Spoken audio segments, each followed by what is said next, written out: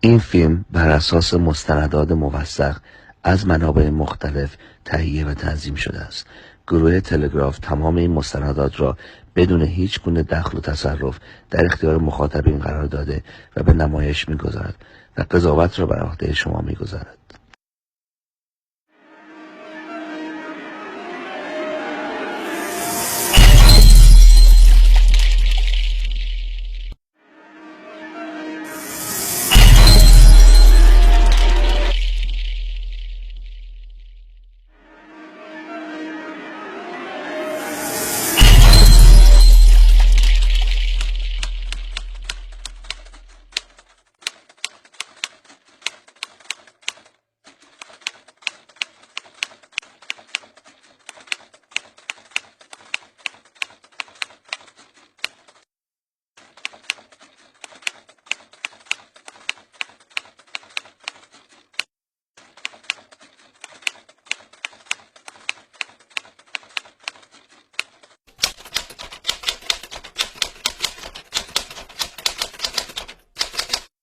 من امید هستم، طرفدار سیستم پادشاهی ام. یک اسلام ستیزم هستم.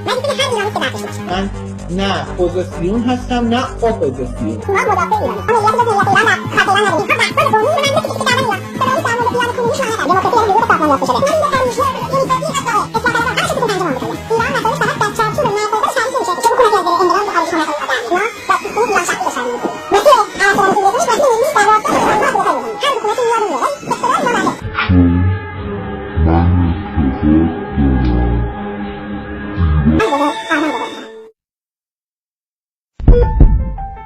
گفتن رژیم قصد دارد اعدامش کنند. همگی نگران شما.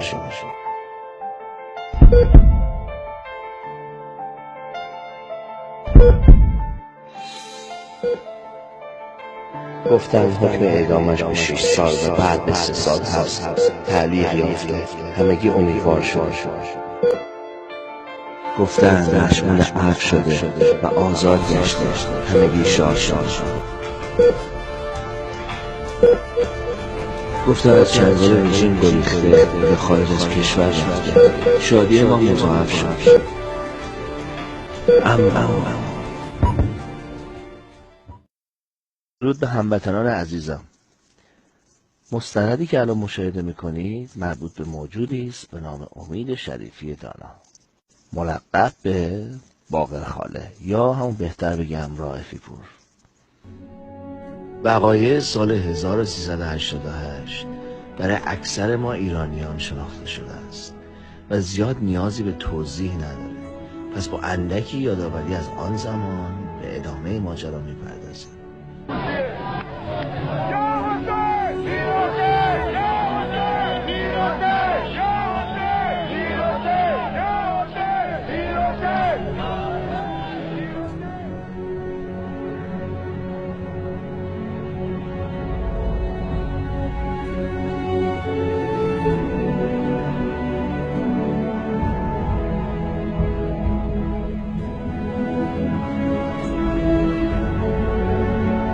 در همون ایام، یعنی در ایام برپایی دادگاه ها برای محاکمه افرادی که در اعتراضاتش آشورای 1388 دستگیر شده بودند، با چند اسم آشنا شدیم.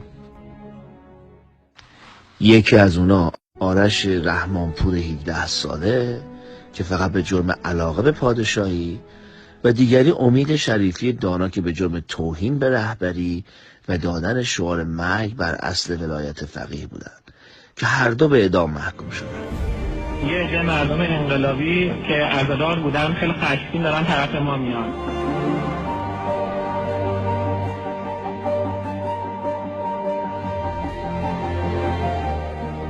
کمی بعد حکم اعدام. دادگاه او را به محکومیت اعدام تهدید کرده است.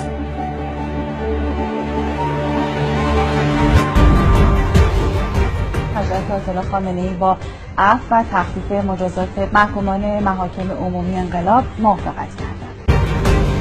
سال 1390 عهد رهبری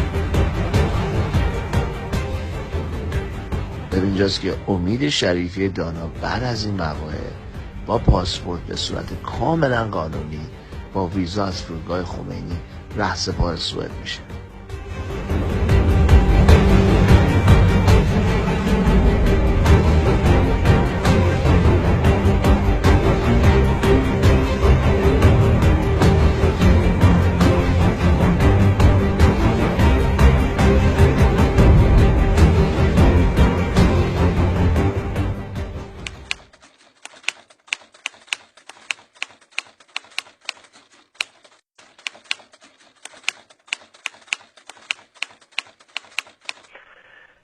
و همه اینا رو تو تحت شرایط سنگین منو مجبور کردن بگم و من 2 بار در میدون ارگ رفتم برای تمرین و تمام این حرفا رو زدم در تمرینات دادگاه. همه گمان کرده بودن من مأمور وزارت اطلاعات هستم، انقدر روحیه‌مو حفظ کردم. فقط آقای صلواتی اومد به من گفتش که با این کار گور خودتو کندی، مطمئن باش که بهت اعدام میدم. حکم منم مرداد سال 89 شکست. سیاستی که جمهوری اسلامی گرفته مخالفین خودش رو به مناسبت‌های مختلف از زندان خارج میکنه که نیروهای بسیجی و نیروهای حالا به قول معروف امام زمان که سربازان گمنام امام زمان اینها رو مثلا بهشون حمله ورشن و با چاقو و با قمه اینا رو بزنن.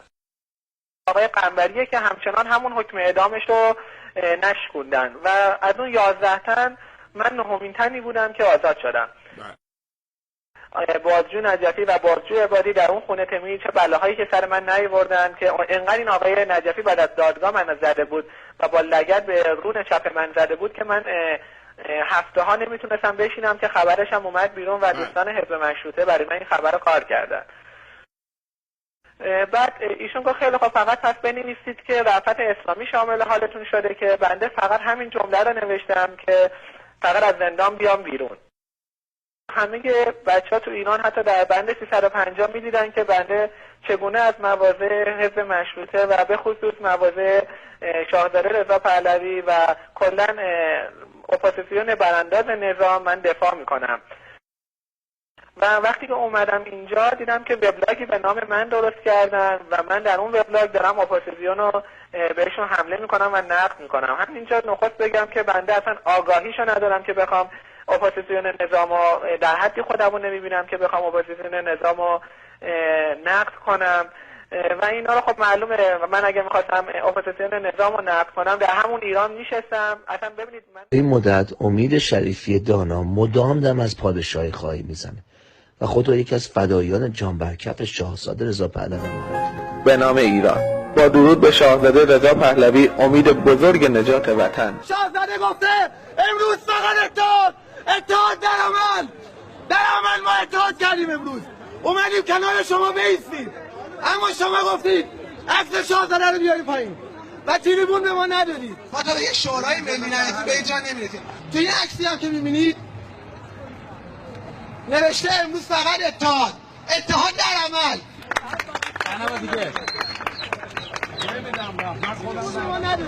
امروز ما جوونا باید بریم دستبوسی شهبانو، امروز باید پشت شاهزاده باشیم. من نمیدونم چه حساسیتی رو شاهزاده ایران، چرا ما نتوانیم عکس شاهزاده رو بگیریم؟ پاینده شاهزاده رضا پهلوی. خدمتتون عرض بکنم که امروز خبری شنیدم در رابطه با جناب آقای امید دانا و همسر گرامیشون که در درون کشور هستند و ازشون درخواست کردم که خودشون این مطالب رو عنوان بکنن.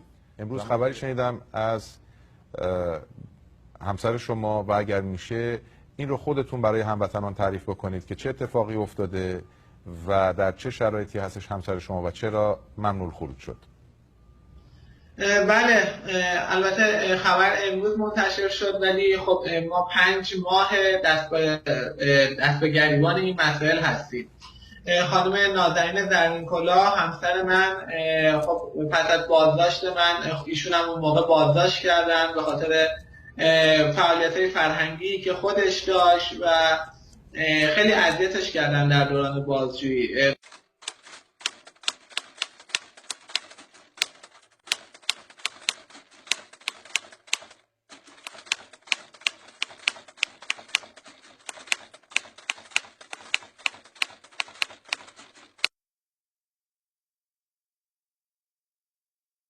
پس از اینکه حالا پس از اون پروسه طولانی که من در زندان بودم و آزاد شدم و مجبور شدم خیلی سریع از ایران فرار کنم، کاری به همسر من نداشتن. خب من اینجا فعالیتامو آغاز کردم و از 5 ماه پیش همسر منو به اداره بازجویی خودم میبرد.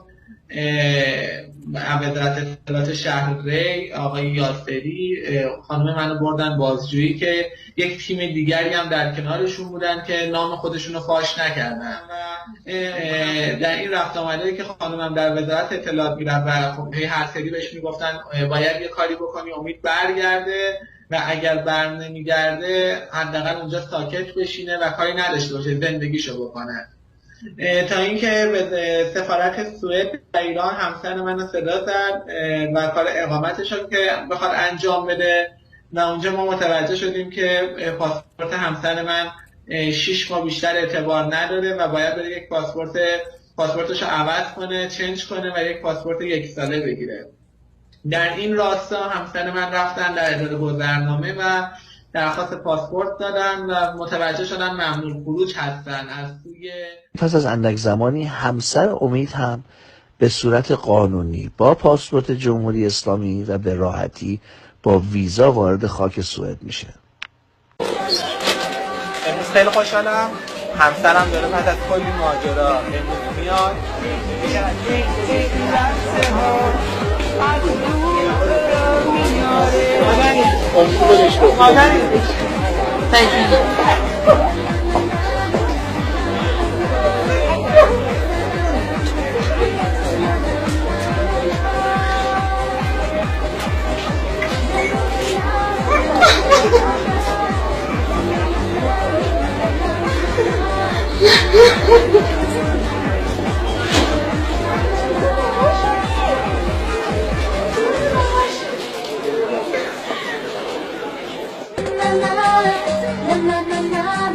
نازنین زرین‌گلاب پس از زمانی کوتاه با استناد به چند عکس در آتشکده‌ها در ایران ادعا می‌کند که زرتشتی است و انجمن زرتشتیان در سوئد را با زرنگی به ثبت می‌رساند و خود را رئیس این انجمن معرفی می‌کند.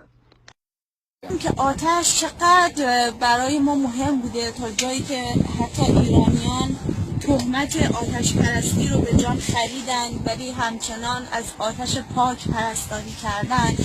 فقط کافیه که تصور کنیم هیچ وسیله آتش زنه‌ای وجود نداشته، حتی کبریت کوچیکی که برای ما امروزه انقدر بی ارزش هستش در اون دوره وجود نداشته.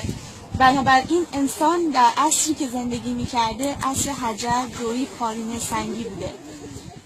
اعتراض و شکایت زرتشتیان مقیم سوئد راهی به جا نمیبرد، چون وکالت امید و نازنین بر عهده وکیل با نفوذی است که از طرف سفارت جمهوری اسلامی در سوئد این مسئولیت رو بر عهده داره.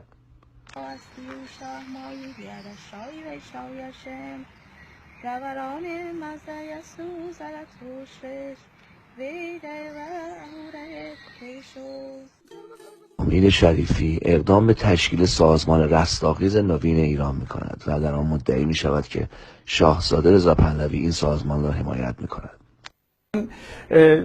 اخیراً در فیسبوک و در جاها دیدم که شما یک سازمان جدیدی رو به نام سازمان رستاخیز نوین ایران درست کردید که برای سامانه پادشاهی هست، قانون اساسی ملی ایران و سامانه پادشاهی و بر اساس مردم و نظر مردم هست. میخواستم یه سوالی بکنم، شما در ارتباط با شورای ملی و آنچه را که شاهزاده رضا پهلوی در تشکیل این همکاری کردن و هدت به خرج دادن و مردم ایران هم مرتب دارن ثبت نام میکنن، در نظرتون و این تشکیلاتی که دارید با شورای ملی در چه گامی در حرکتی هستید؟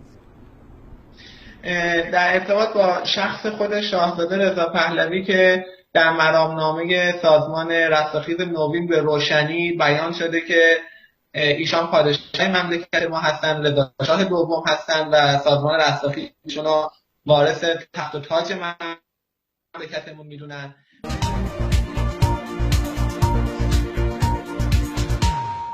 با درود به شما، امید هستم، اینجام رو دسته، شما هم شاهد رو دست دیگری هستید. امید شریفی برنامه‌ای درست کرد به نام رودست. و با اطلاعاتی که اکثرا کپی شده از افرادی مختلف از جمله خسرو فروهر، بهرام مشیری، فخرآور و دیگران بود، ابتدا به برنامه‌اش رنگ و بوی ضد اسلامی داد. اما هرچه گذشت مواضعش را بیشتر و بیشتر تغییر داد و همانطور که امروز شاهدیم امید یکی از مدافعین سرسخت ولایت فقیه و جمهوری اسلامی است، اگرچه به ظاهر انکار می‌کند.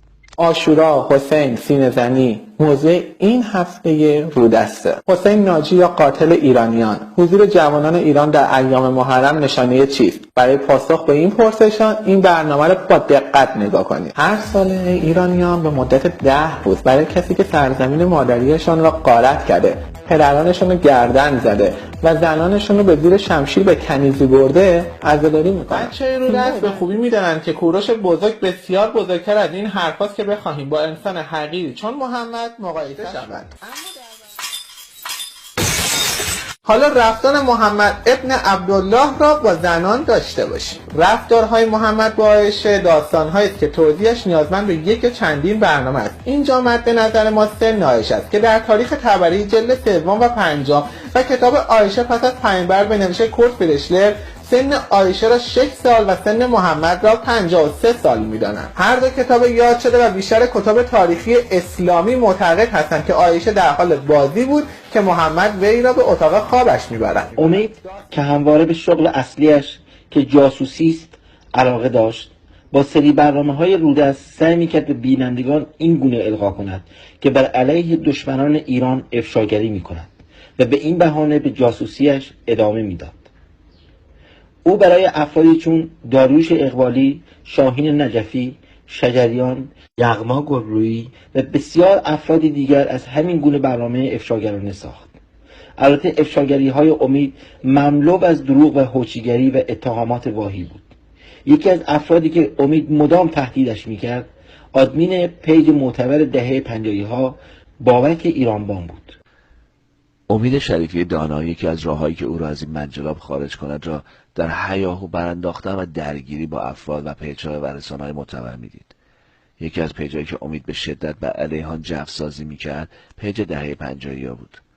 زمانی که ادمین دهه 50 مقاله‌ای در انتقاد از شهرام همایون نوشته بود، امید شریفی دانا بدون اینکه این موضوع به اون مربوط باشه در برنامه زنده روی خط شهرام همایون رفت و اعلام کرد که به زودی هویت بابک ایرانبان ادمین دهه 50 را برای همه افشا خواهد کرد.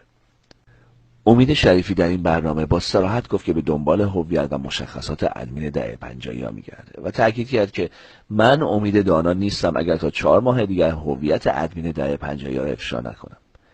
پس از این اتفاق بود که تصمیم گرفتیم گوشمالی کوچکی به او بدهیم تا درس عبرتی باشه برای همه جاسوسان رژیم. امید کودن‌تر و خرفتر از اون بود که بخوایم براش وقت زیادی تلف کنیم و به دام انداختن او و همسر کودن‌تر از خودش تنها 24 ساعت وقت.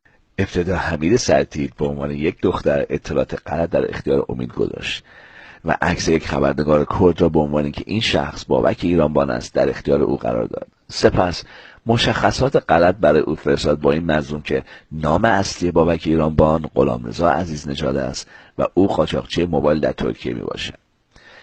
امید شریفی با حماقتی وصف نشدنی ذوق زده با عجله برنامه از سری برنامه‌های رودست با نام شناسایی ادمین فحاش دهه 50 ساخت. در مدت کوتاهی که فیلم را تدوین می‌کرد مدام برای ادمین دهه 50 پیام می‌فرستاد و گاه با تهدید و گاه با تمسخر با غروری وصف ناشدنی برای بابک ایرانبان خط نشان می‌کشید. با هم به قسمت از این پیام‌ها گوش بدید. ببین بابک جان، من انقدر بازجویی پس دادم و بازجویی وزارت اطلاعات منو بازجویی کردن، اصلا کلا راحته، هرچی دلت میخواد فوش بده. من که دارم با عکسات حال میکنم میفرستم واسه اینو بیچارت میکنم فردا شب. منتها یه مقدار با اعصابت عزیزم کنترل داشته باش. خود جوونی هنوز پیر نشدی اینقدر تون فوش میدی بفهم چون این کارات مرام من نیست. بچه ها درست کردن به من تو فیسبوک میچرخونن. حالا کار داریم باهات. گفتم که عزیزم تو اسم بستنی رو برای من داری، یه دفعه بخورم بعد اصلا لذت نداره، بعد دیست زنم. تو اسم بستنی رو برای من داری، یه دفعه بخورم بعد اصلا لذت نداره، بعد دیست زنم. تو اسم بستنی رو برای من داری، یه دفعه بخورم بعد اصلا لذت نداره، بعد دیست زن. چقدرم داره حال میده.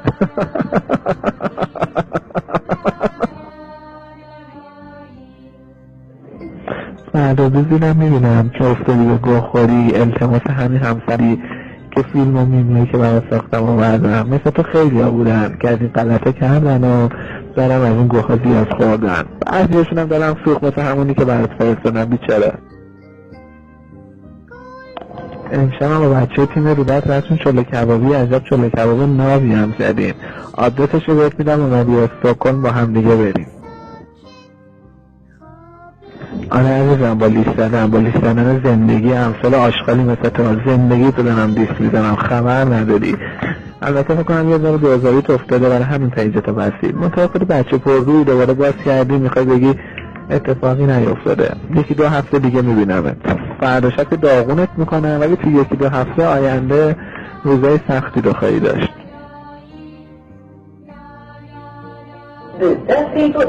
بعد چند لذت میاره آشغالایی مثل تو که تو تاریکی اینجوری علکی برای مدبزرگان و برای فعالین راستین سیاسی پرت میکنن و از سلاخ موششون در بیاریم و تاریکی در بیاریم و همه نشونشون بدیم.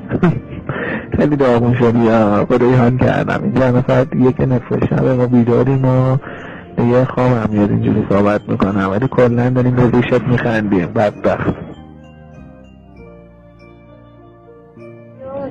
ببین چه عکسایی عذاب داریم در میاریم. واه واه واه یکی دو هفته آینده چه شبت فیسبوک از عکسای تو آشغال. عزیز زمین گرد مربع هرچی باشه فعلا من دهنتو سرویس کردم. من گفتم من اصلا خیلی راحت تر از این حرفاست. هرچی دوست داری فوش بده درکت میکنم. جد فوش دادن الان کاری نمیتونی بکنی، فقط باید فوش بدی. منم فقط باید بخندم و لذتشم. هر وقت اگه همدیگه رو دیدیم دو تا تو سرت میزنم تا بفهمی بچه سسول کیه. اینجا این قهرمان کاراتش این آقای نوید آزادی ما رو قشنگ اون بری میره. آقای نوید آزادی آمریکا کنترل صحبت میکنه. یه عرازه نوباش. چی گفتی؟ یه عرازه نوباش. وقتی عرازه نوباشی. وقتی تو لاریستان میگم. چی گفتی؟ هر جا رو رفتی مراقبه. آقا این نوید آزادی بود. الان به من حمله کرد اینجا. نوید آزادی داره به من حمله میکنه. اینا حواسه. چی گفتی از آزادی؟ بخش درازه. چیزی گفتی؟ بهت گفتم بابت هر فوش که بدی تشکیل راشو کنج میکنه. به هر حال گل هیکلتو نخور سرتنیه بدبخت روتو کم میکنه. گل هیکلتو نخور سرتنیه بدبخت روتو کم میکنه. گل هیکلتو نخور سرتنیه بدبخت روتو کم میکنه. بعدشم احمدی مقدم کیره با همه اینا رو من اصلا گیره زدم. بعدشم احمدی مقدم اگه تونست اکسنستاتو گیر بیاره کل زندگی تو ریختن وسط قاچاقچی.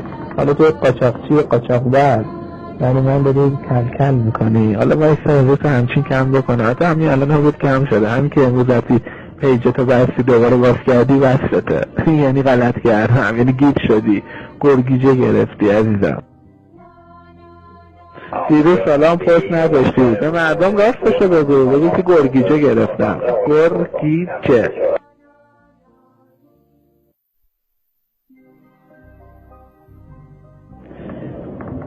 قلم رضا جان الی خودت تو تور امنیتی اطلاعاتی پنهان پژوهی بودستی رفته بیا واقعا بچه های کالیفرنیا درمشون که خب تو تور انداختن. آخه احمق تو که تو کالیفرنیا همه جا بلند شدی رفتی اومدی تو بلند شدی رفتی تو راه کلی خیلی زرنگی ما عروس صدات نمیتونیم بشناسیمت گاگول. این پس هر کس میگه که توی آیدیای مخفی به امیدانا توهین کنی عاقبت بابک ایرانبان یا همون غلام رضا عزیز نژاد رو پیدا میکنی. این هم چه زعامتی شده. مرد تا الان التماس میکردی میام تو ترسل یه کامنت یه چیزی بذارم الان میتونم میام کامنت بذارم فکر میکنی شیطون. پس از اینکه این فیلم آماده پخش شد امید آن را در یوتیوب، فیسبوک، بالاترین هر جایی که میتونست پخش کرد و با غرور و لذت از پیروزی که به دست آورده بود دم میزد. گروه تلگراف حدود 48 ساعت به امید وقت داد تا هر چقدر دوست دارد شادی کند. سپس بعد از 48 ساعت برنامه رودست به رودست را در جواب فیلم امید شریفی منتشر کرد. این شوک چنان ناگهانی بود که امید شریفی در 1-2 ساعت اول باه زده شده بود. سپس دست به شکایت زد تا فیلم را از یوتیوب بردارند. اما چون نمیدونست این فیلم را از روی فیسبوک حذف کند، بیشتر عصبی شد. ابتدا خواست ادای افرادی که جنبه شکست خوردن را دارند در بیاورد.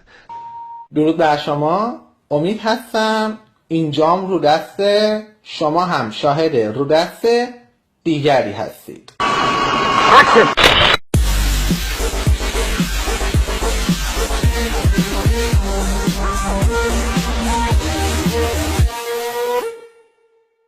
سپس دست به فحاشی زد. روز بعد برنامه برای توضیح دادن این اتفاق ساخت. فردای اون روز اون برنامه رو پاک کرد و باز به فحاشی پرداخت و باز دوباره روز بعد 2 برنامه مجزا در مورد این مسئله ساخت که هر دو را بعد از ساعتی از روی یوتیوب حذف کرد.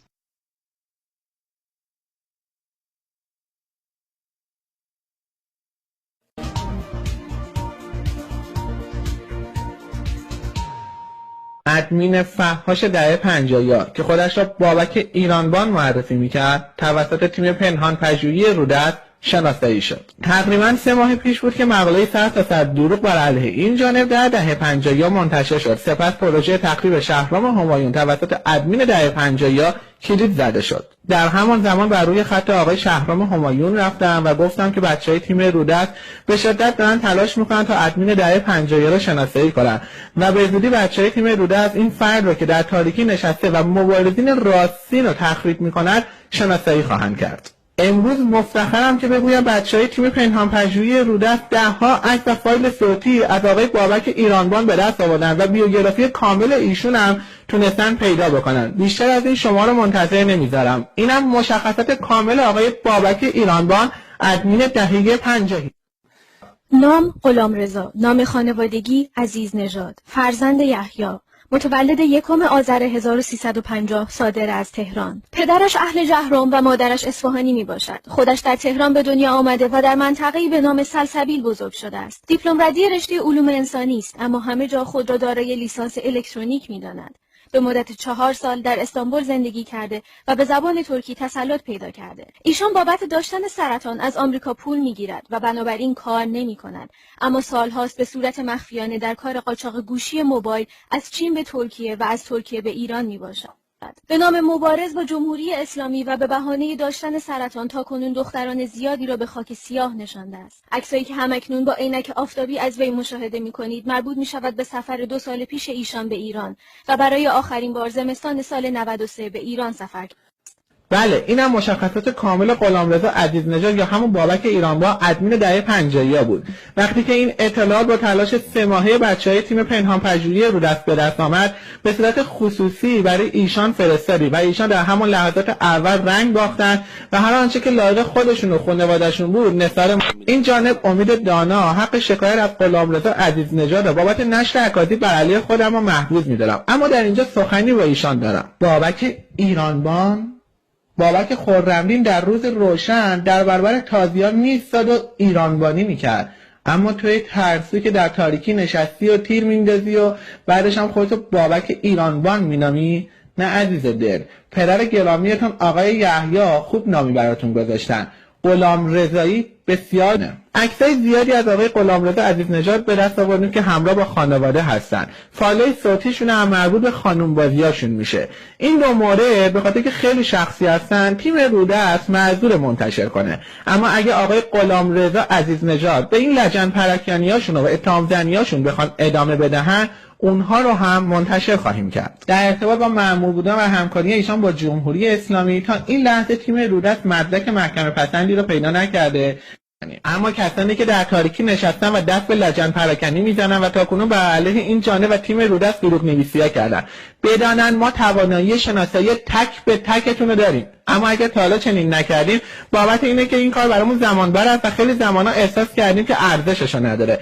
اما اگر لازم باشه تک به تکتون رو توسط تیم پنهان پژوهی رودست گیر میندازیم، اینجوری هم در پیشگاه ملت ایران معرفیتون خواهیم کرد. امیدوارم کسانی که بر مطالب دروغ آقای غلامرضا عزیزنژاد بر علیه این جانب و آقای شهرام همایون لایک زدن و هورا کشیدن، اندکی با دیدن عکسای ایشان در ایران شرم بکنن و فکر بکنن و دیگر هم از این کارا نکنن. در اینجا از بچهای تیم رودست، بچهای پنهان پژوهی رودست و مخاطبان رودست، به ویژه مخاطبانمان در کالیفرنیا که با راهنمایی ارزشمندشان باعث شدن غلامرضا عزیزنژاد شناسایی کنیم، یک سپاسگزاری ویژه میکنم. اما کسانی که در تاریکی نشستن و دست به لجن پراکنی میزنن و تاکنون بر علیه این جانب و تیم رودست دروغ نویسی‌ها کردن، بدانن ما توانایی شناسایی تک به تکتون رو داریم. بدانن ما توانایی شناسایی تک به تکتون رو داریم. بدانن ما توانایی شناسایی تک به تکتون رو داریم. بدانن ما توانایی شناسایی تک به تکتون رو داریم. برای حرفاش پچیزی ارزش قائل نشید. برای حرفاش پچیزی ارزش قائل نشید. برای حرفاش پچیزی ارزش قائل نشید. اولین حمله ددمنشه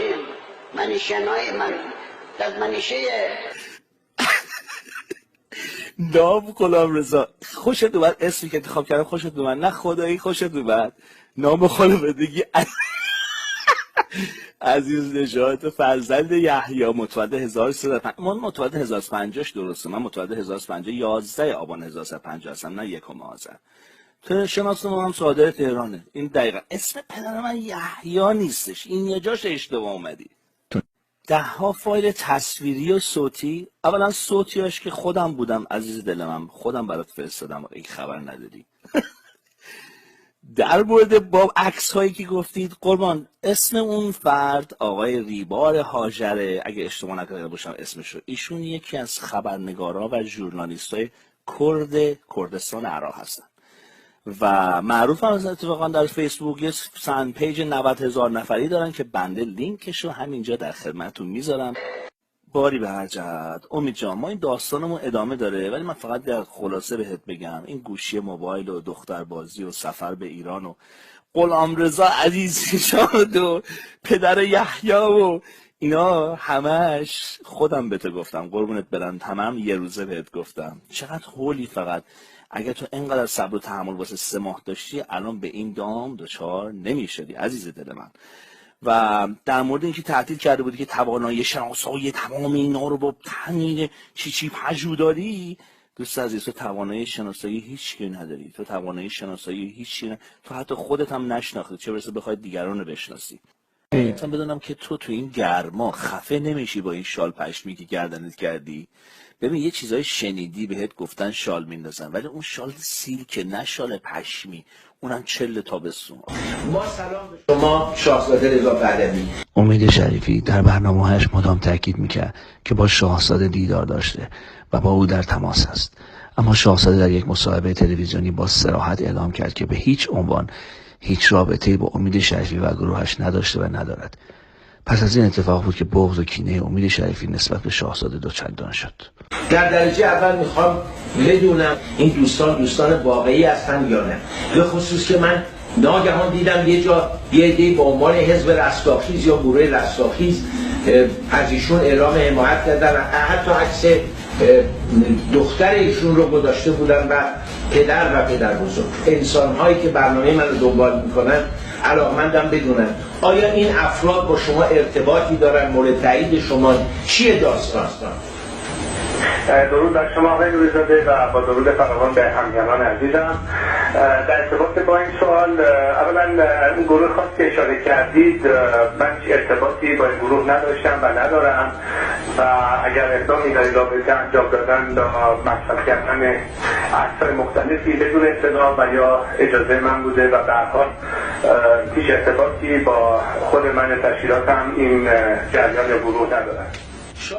پس از این ماجرا امید که دستش برای آزادی خواهان و هواداران پادشاهی رو شده بود و با مصاحبه شاهزاده با علیرضا نوری‌زاده و تکذیب هر نوع ارتباطی با گروه من درآوردی امید خود را سرخورده و تنها میدید، در یک چرخش ناگهانی عنوان کرد که من پادشاهی خواهم، اما با شخص شاهزاده رضا پهلوی و خط و مشی او مخالفم.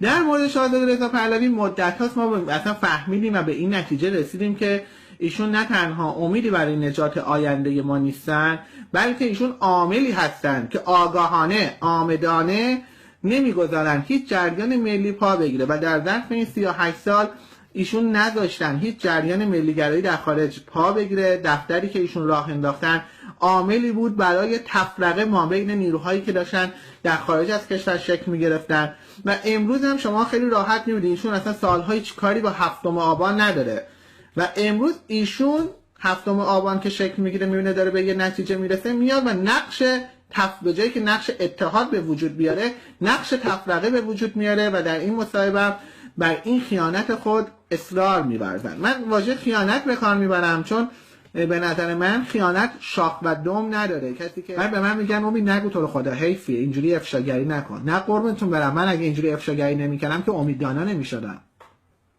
اصلا ذات من اینه که این حقایق را بیان کنم. من اگه می‌خواستم به مانند شما عزیزان زیر رو بکشم یکم حقایق بگم که امیددانا نمی‌شدم. شما همتون برها در رسانه ها هستید، من بدونم مطرح این بخش خیلی غم انگیز بود.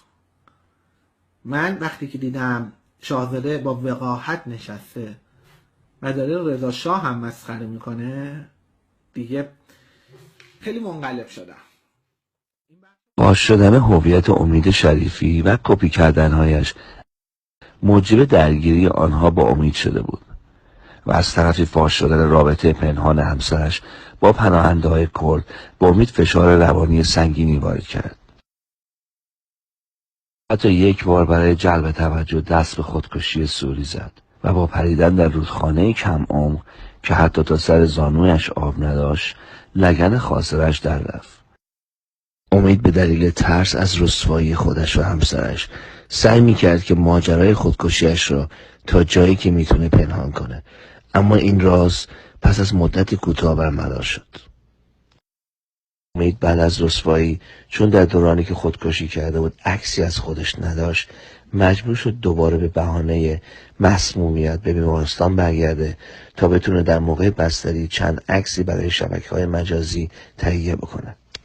تنها راهی که برای امید باقی مانده بود این بود که کاری کنه که تا دیگران به انگیزه‌اش از خودکشی پی نبرند و از آنجایی که مدام از طرف دیگران در مورد چرخش از پادشاهی خواهی به سوی جمهوری اسلامی شماتت میشد و به دلیل کینه‌ای که از شاهزاده داشت دلیل خودکشیش را ناامیدی از شاهزاده عنوان کرد.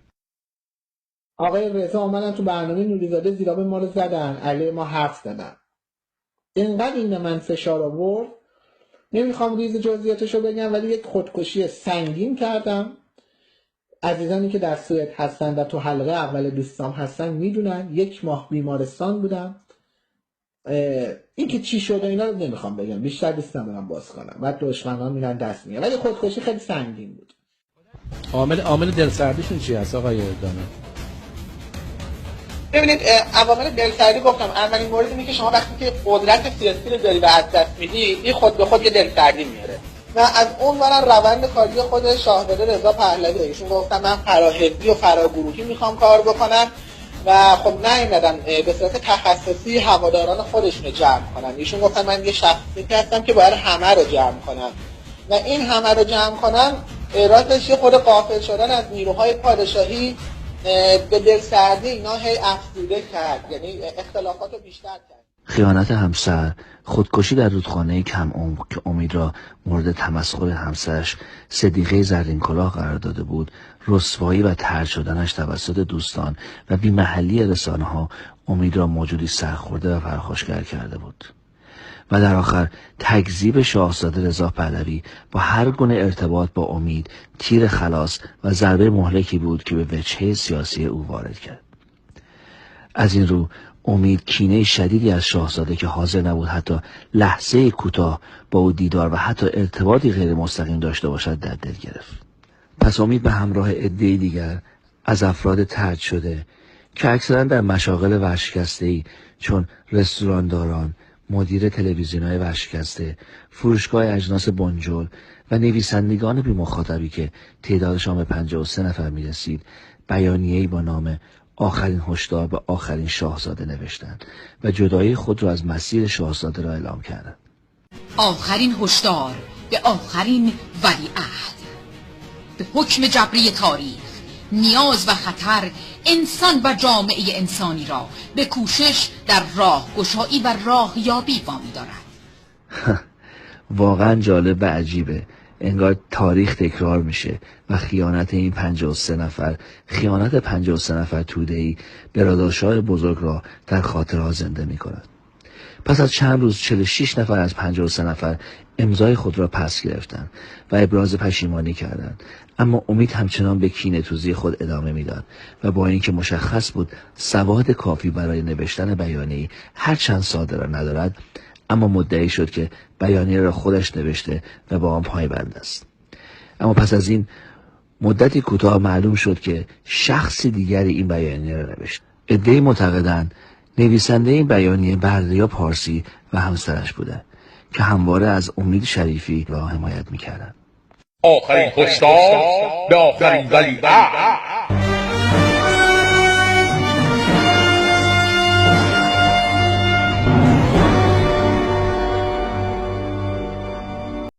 بعد از رسوایی امید و باز شدن مشتش در برابر آزادی خواهان و بنا شدن نقشش در جهت شکاف انداختن بین نیروهای برانداز، او چاره را در این دید که 180 درجه تغییر مسیر دهد و برخلاف گذشته این بار در برنامه‌اش به صورت علنی و کاملا آشکار از سیاست‌ها و دخالت‌های ایران در کشورهای منطقه، مخصوصا در سوریه دفاع کند.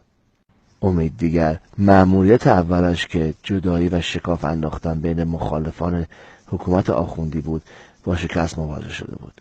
پس میبایستی مأموریت جدیدش را با دقت انجام دهد. سیاست‌های خارجی جمهوری اسلامی در منطقه، چه بخواین چه نخواین، سیاست‌های کاملا درست بوده.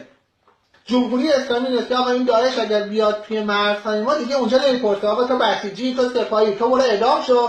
آقای امیدوارانه تو اسلام ستیزی، تو برو کنار منم اعدام میکرد. اینو جمهوری اسلامی میدونست. گفت آقا چیکار باید بکنم؟ پس بهتر اینه که نذارم سوریه و عراق سقوط کنه، اینا بیان پشت مرزهای من مجبورشم لب مرزم مثل جنگ با عراق مبارزه کنم. اومد چیکار کرد؟ نیروهاشو در خاک سوریه و عراق پیاده کرد که اونجا جنگو نگه داره. اگه حلب امروز داره نابود میشه، حداقل این به ایران نرسه، به تهران نرسه. این کجا کارش بد بوده؟ یعنی ما اینقدر احمقیم؟ دیدم یه عده معلوم الحال و بی‌سواد بابت موضع درست من که از حضور نظامی جمهوری اسلامی در سوریه دفاع کردم و سیاست‌های جمهوری اسلامی رو در منطقه سیاست‌های درستی برشمردن، به من حمله کردن و شلوغ بازی. خب این عزیزان نه سواد تاریخی درستی دارن، نه واقعا شعور درستی دارن که اظهار نظر میکنن. اما همین حکومت ضد ایرانی یا همون بشار اسد که اتفاقا این سیاه نمایی‌هایی که در مورد حکومتش انجام میشه که خیلی دروغه، حالا بهتون خواهم گفتن این برنامه. این دوتا حکومتی که حالا شما میگید نقض حقوق بشر، کجا تا الان اومدن مردم رو وسط خیابون سر بزنن؟ ما در سوریه و ایران از این حرفا نداریم. به هر حال در همین حکومت جمهوری اسلامی چه بخواین چه نخواین، زنان اگه چادر بدارن میتونن برن در یک پستای حکومتی بگیرن. در عربستان همین هم نمیتونن. مأموریت امید کاملا واضح بود: حمله شدید به شاهزاده و تمجید از سپاه پاسداران. او با کمال حماقت و وقاحت سپاه پاسداران را همچون سپاه کوروش بزرگ خواند و قاتلانی چون سردار سلیمانی و سردار جعفری را آرش زمانه می‌خواند. امروز با شما هستم تا یکی از مهمترین برنامه‌هامو تقدیمتون کنم. برنامه‌ای در باب سپاه پاسداران تاریخچه‌اش و این برنامه تحت عنوان سپاه پاسداران مرد تنهای تاریخ ایران زمین در برابر ایران ستیز. من یک تار موی تک به تک سپاهی‌های عزیزمون و تک به تک اطلاعاتی‌های عزیزمون و تک به تک بسیجی و ارتشی‌های عزیزمون و تک به تک نیروهای امنیتی و نیروهای نظامی کشورمون رو به صدها تا شما نمیدم که با کراوات بلند میشید میرید خیانت میکنید. نه، تاریخمون رو ما درست خوندیم، تاریخ کشورمون رو درست خوندیم. دیدهامون رو باید یه خورده عوض کنیم. به قول سهراب سپهری، چشمها را باید شست، جور دیگر باید دید. به یاد تمامی جانباختگان ایران زمین، و به ویژه چون برنامه برای سپاهی پاسداران بود، جانباختگان و مرزبانان سپاهی که تا به امروز هم کشته شدند و پس از مرگشون هم توسط پروپاگاندای رسانه‌ای از دهان مردم ایران فحش شنیدن. امیدوارم این فرهنگ غلط رو عوض بکنیم و بدونیم سرزمین ما، تمدن ما بدون بازوی نظامی از بین خواهد رفت. و در عین حال بدترین و رکیکترین توهین‌ها را نه تنها به شاهزاده بلکه به خانواده ایشان میکرد. من اعتقاد الزاماً به این یا به اون ندارم، چون فکر کنم تو یک آمریکایی جمهوری خواهی غلط کردی. میدونی این چقدر شاله، این ببین خیلی شالاتانه این رضا. بهش گیر دادم کمپین را انداخت، کمپین که نخواستم را بندازم، توی برنامه من فارسی صحبت کردن حسن نصرالله رو گذاشتم، گفتم آقا جا حسن نصرالله رئیس حزب الله لبنان فارسیش روانه با اینکه ایرانی نیست. آی رضا تو میگی من عاشق ایرانم که غلط کردی، دروغ میگی، توی عاشق آمریکایی. حتی به خدا شاهزادگان قجری داریم که پاشونو تو ایران نذاشتن، اصلا ایران رو ندیدن، فارسیشون از من و شما بهتره. بده بخونه. تو سر همچین چیزی کوچیکی سر ملت ایران کلاه میذاری شالاتان. فردا بخوای ببخشید بیای تو مملکت ما کاری بشی چی کار میکنی؟ البته من میدونم تو آدم بی‌مسئولیتی هستی، نه رئیس جمهور میشی نه شاه میشی، تو همه این کارا رو میکنی یه بودجه اسرائیل و عربستان بهت بدن زندگی بیشتر اشغال کنی، بیشتر تو هم بیشتر میخوای، تنت خورده به نوریزاده، هر دوتون بیشتر میخواید.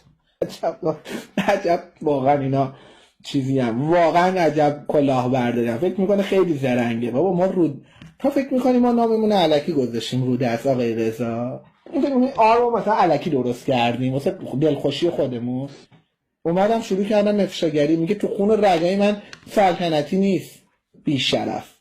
پدر بزرگ من رضا شاهی که همه میگن روحشاد میخواست در مملکتمون نظام جمهوری رو بیاره. حالا که پادشاهی کرد که رضا شاه، این که رضا شاه میخواد جمهوری کنه، رضا شاه بهش اومدن یه سری مثل قوام رو مخش رفتن. هیچ مقام غیر منتخبی نمیتونه مسئول باشه، این با دموکراسی جور در نمیاد. همه حرفاش مزخرفه.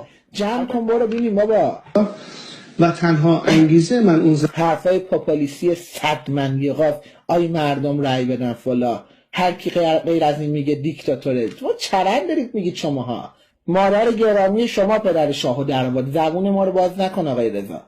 مردم هم سال 57 پشت به پدر تو نکردن، باید جای دیگر به قول فردوسی پژوهنده رو با مادر است.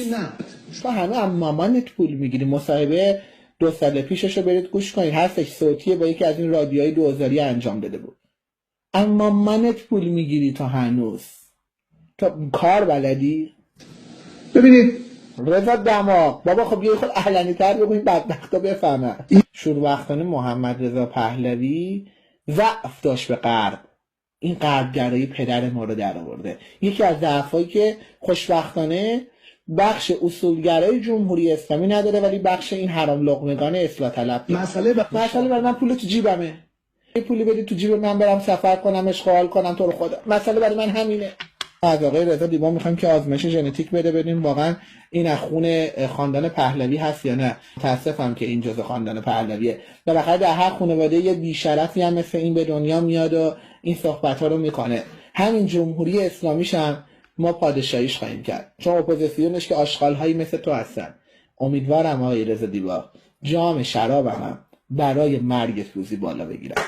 اینقدر که تو خائنی، فقط آرزو به مرگت دارم، روزی بشه از این همه پولی که عربستان داده تو گلوت گیر کنه، خفشی بمیری دیگه، این حرفه مفت نزنی.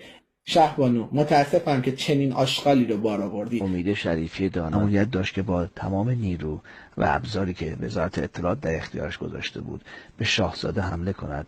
در برنامه‌اش نه تنها به شاهزاده بلکه علنا به شهبانو تهمت فحشا زد و شهبانوی پاک ایران زمین را که حتی دشمنان به پاکدامنیش اقرار دارند را فاحشه خواند و به او تهمت زد که با کریم پاشا بهادری و فریدون جوادی رابطه نامشروع داشته.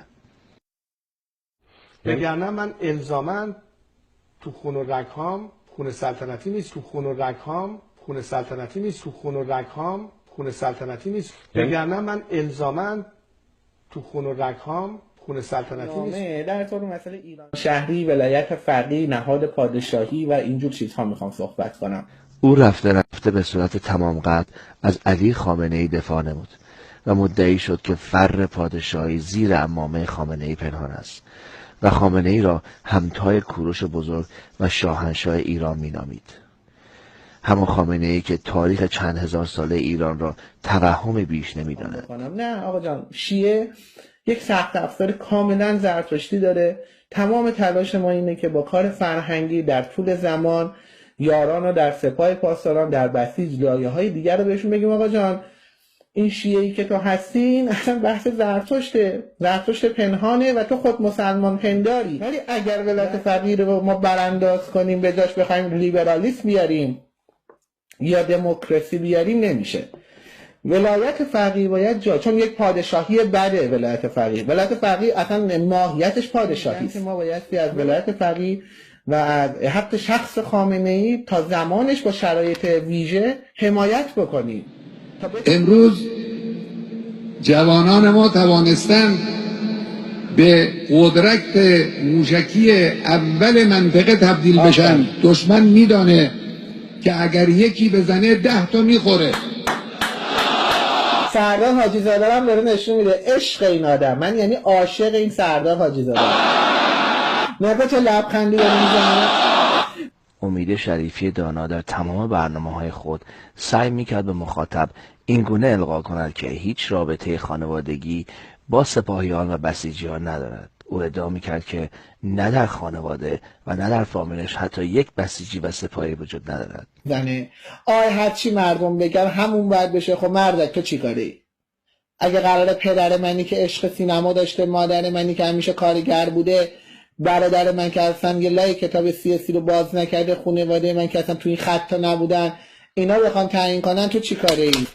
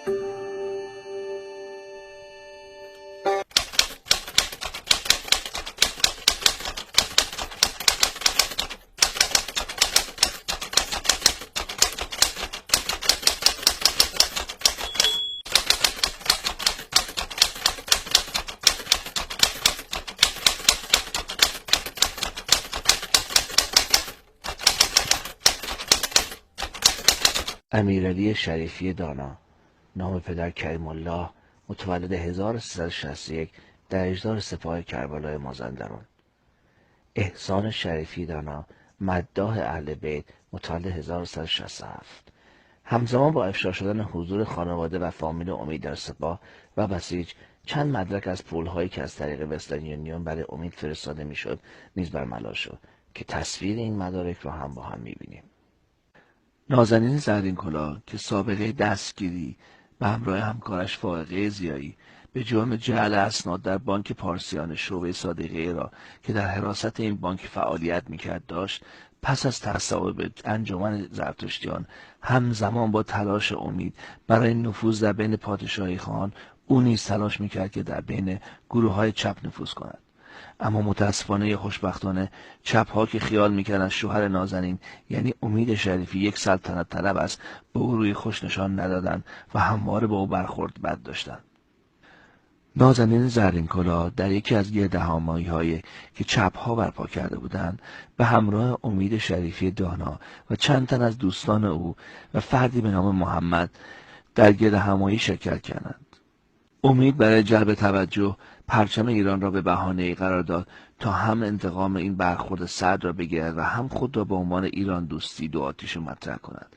ماموران سعودی که امید را در حال به هم زدن گردهمایی می‌دیدند، بعد از چند بار تذکر مجبور شدند او را دستبند بزنند و از محل گردهمایی دور سازند.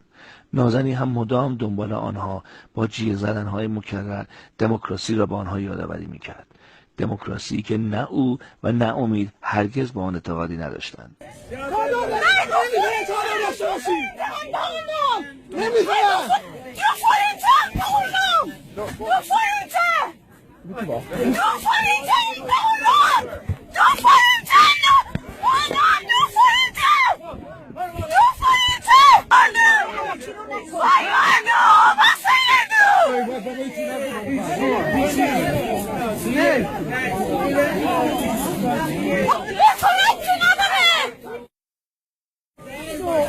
بدون پاسدار باشه.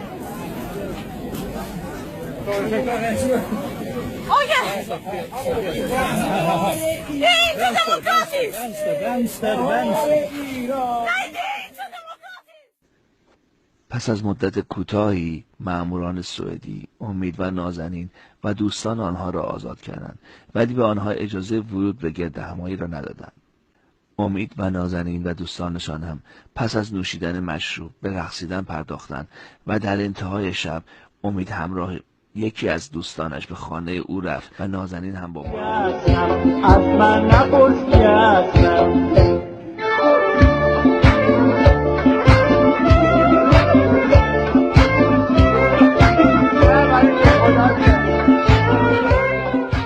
نازنین زرینکلا که با تصاحب انجمن زرتشتیان ادعا می‌کرد یک زرتشتی واقعی است، هنگامی که حکومت آخوندی از ورود نماینده زرتشتی به شورای شهر جلوگیری کرد، به همراه امید شریفی سکوت اختیار کرد و این دو پس از پرسش‌های مکرر دوستانشان در مورد سپندا نیکنام تنها با پوزخندی با این موضوع برخورد کردند.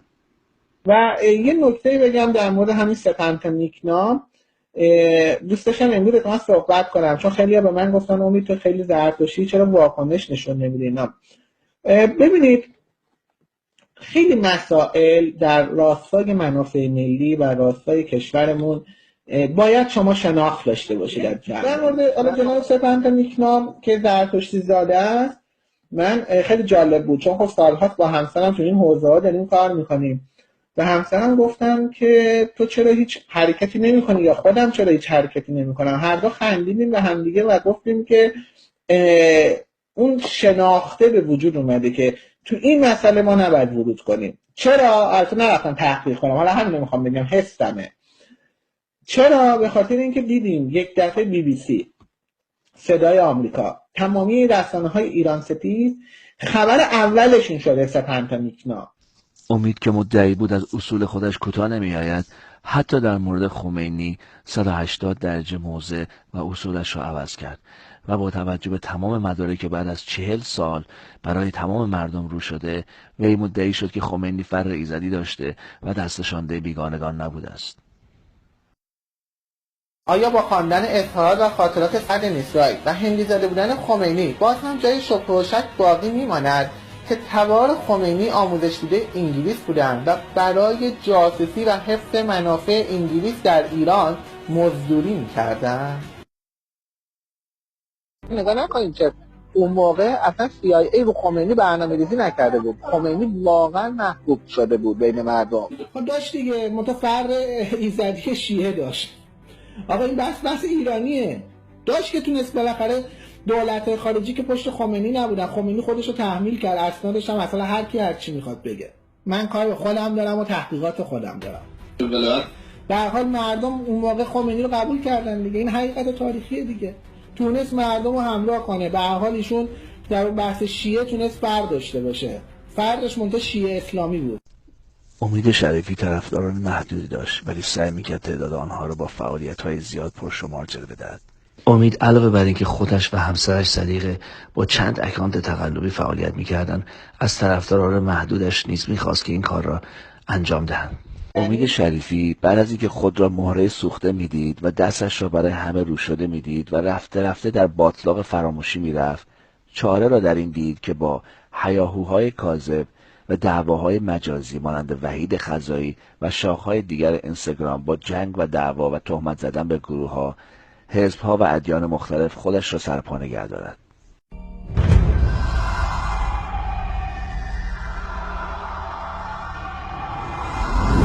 درود بر شما ایران پرستان گرامی. با شما هستم تا در مورد فرقه بابیت یا بابیه که آغاز فتنه بهاییت است با شما گفتگو کنم. او ابتدا شروع کرد به ساخت برنامه‌هایی که در آن به بهاییان، یهودیان، سنی‌ها و دراویش حمله کنند و از آنجا که سواد کافی برای نقد آنها نداشت، مجبور شد که مو به مو از روی برنامه‌های علی اکبر رائفی پور کپی برداری کند. رائفی پوری که بیش از 7 سال قبل در این مقوله جلسات سخنرانی بسیاری برپا کرده بود. بله، امید شریفی دانا به خیال اینکه کسی پی به کپی برداری‌هایش نمی‌برد، برنامه‌هایش را آغاز کرد، اما در همان ابتدا کپی‌هایش افشا شد و او که می‌خواست 16 برنامه متوالی 3 ساعته در مورد بهائیان بسازد، برنامه‌هایش ابتدا به کمتر از 1 ساعت تقلیل یافت و سپس جسته و گریخته به طور نامنظم و بدون مدرک یا دلیل در برنامه‌های کوتاهش به فحاشی و تهمت بر علیه بهائیان پرداخت و سپس این برنامه‌ها را بی‌نتیجه رها کرد. با شما نژادگان ایران زمین، امروز با شما هستم تا برنامه بسیار مهمی رو براتون ارائه بدم. نمادهای ایلومیناتی‌ها نشانی از نفوذ فراماسون‌ها، بهائی‌ها و صهیونیست‌ها در سرزمین اونه. این نمادها رو هر روزه ما داریم در خیابان‌ها و ساختمان‌سازی‌هایی که به ویژه در دوران جمهوری اسلامی در ایرانمون ساخته میشن رو می‌بینیم. بعد از این آبروریزی امید سعی کرد که برنامه‌های دیگری در مورد فراماسونری تهیه کند که آنها هم با رسوایی همراه بود و کپی‌هایش از رائفی پور و حسن عباسی برای همه روشن شد. تیم تلگراف مفتخر است که با این افشاگری‌ها دست این موضوع را برای همه رو کرده و برای اولین بار پرده از راز کپی پیست های امید شریفی دانا برداشته است. اکنون شما را دعوت می‌کنم که با هم به قسمت‌هایی از کپی برداری‌های امید شریفی نگاه کنیم.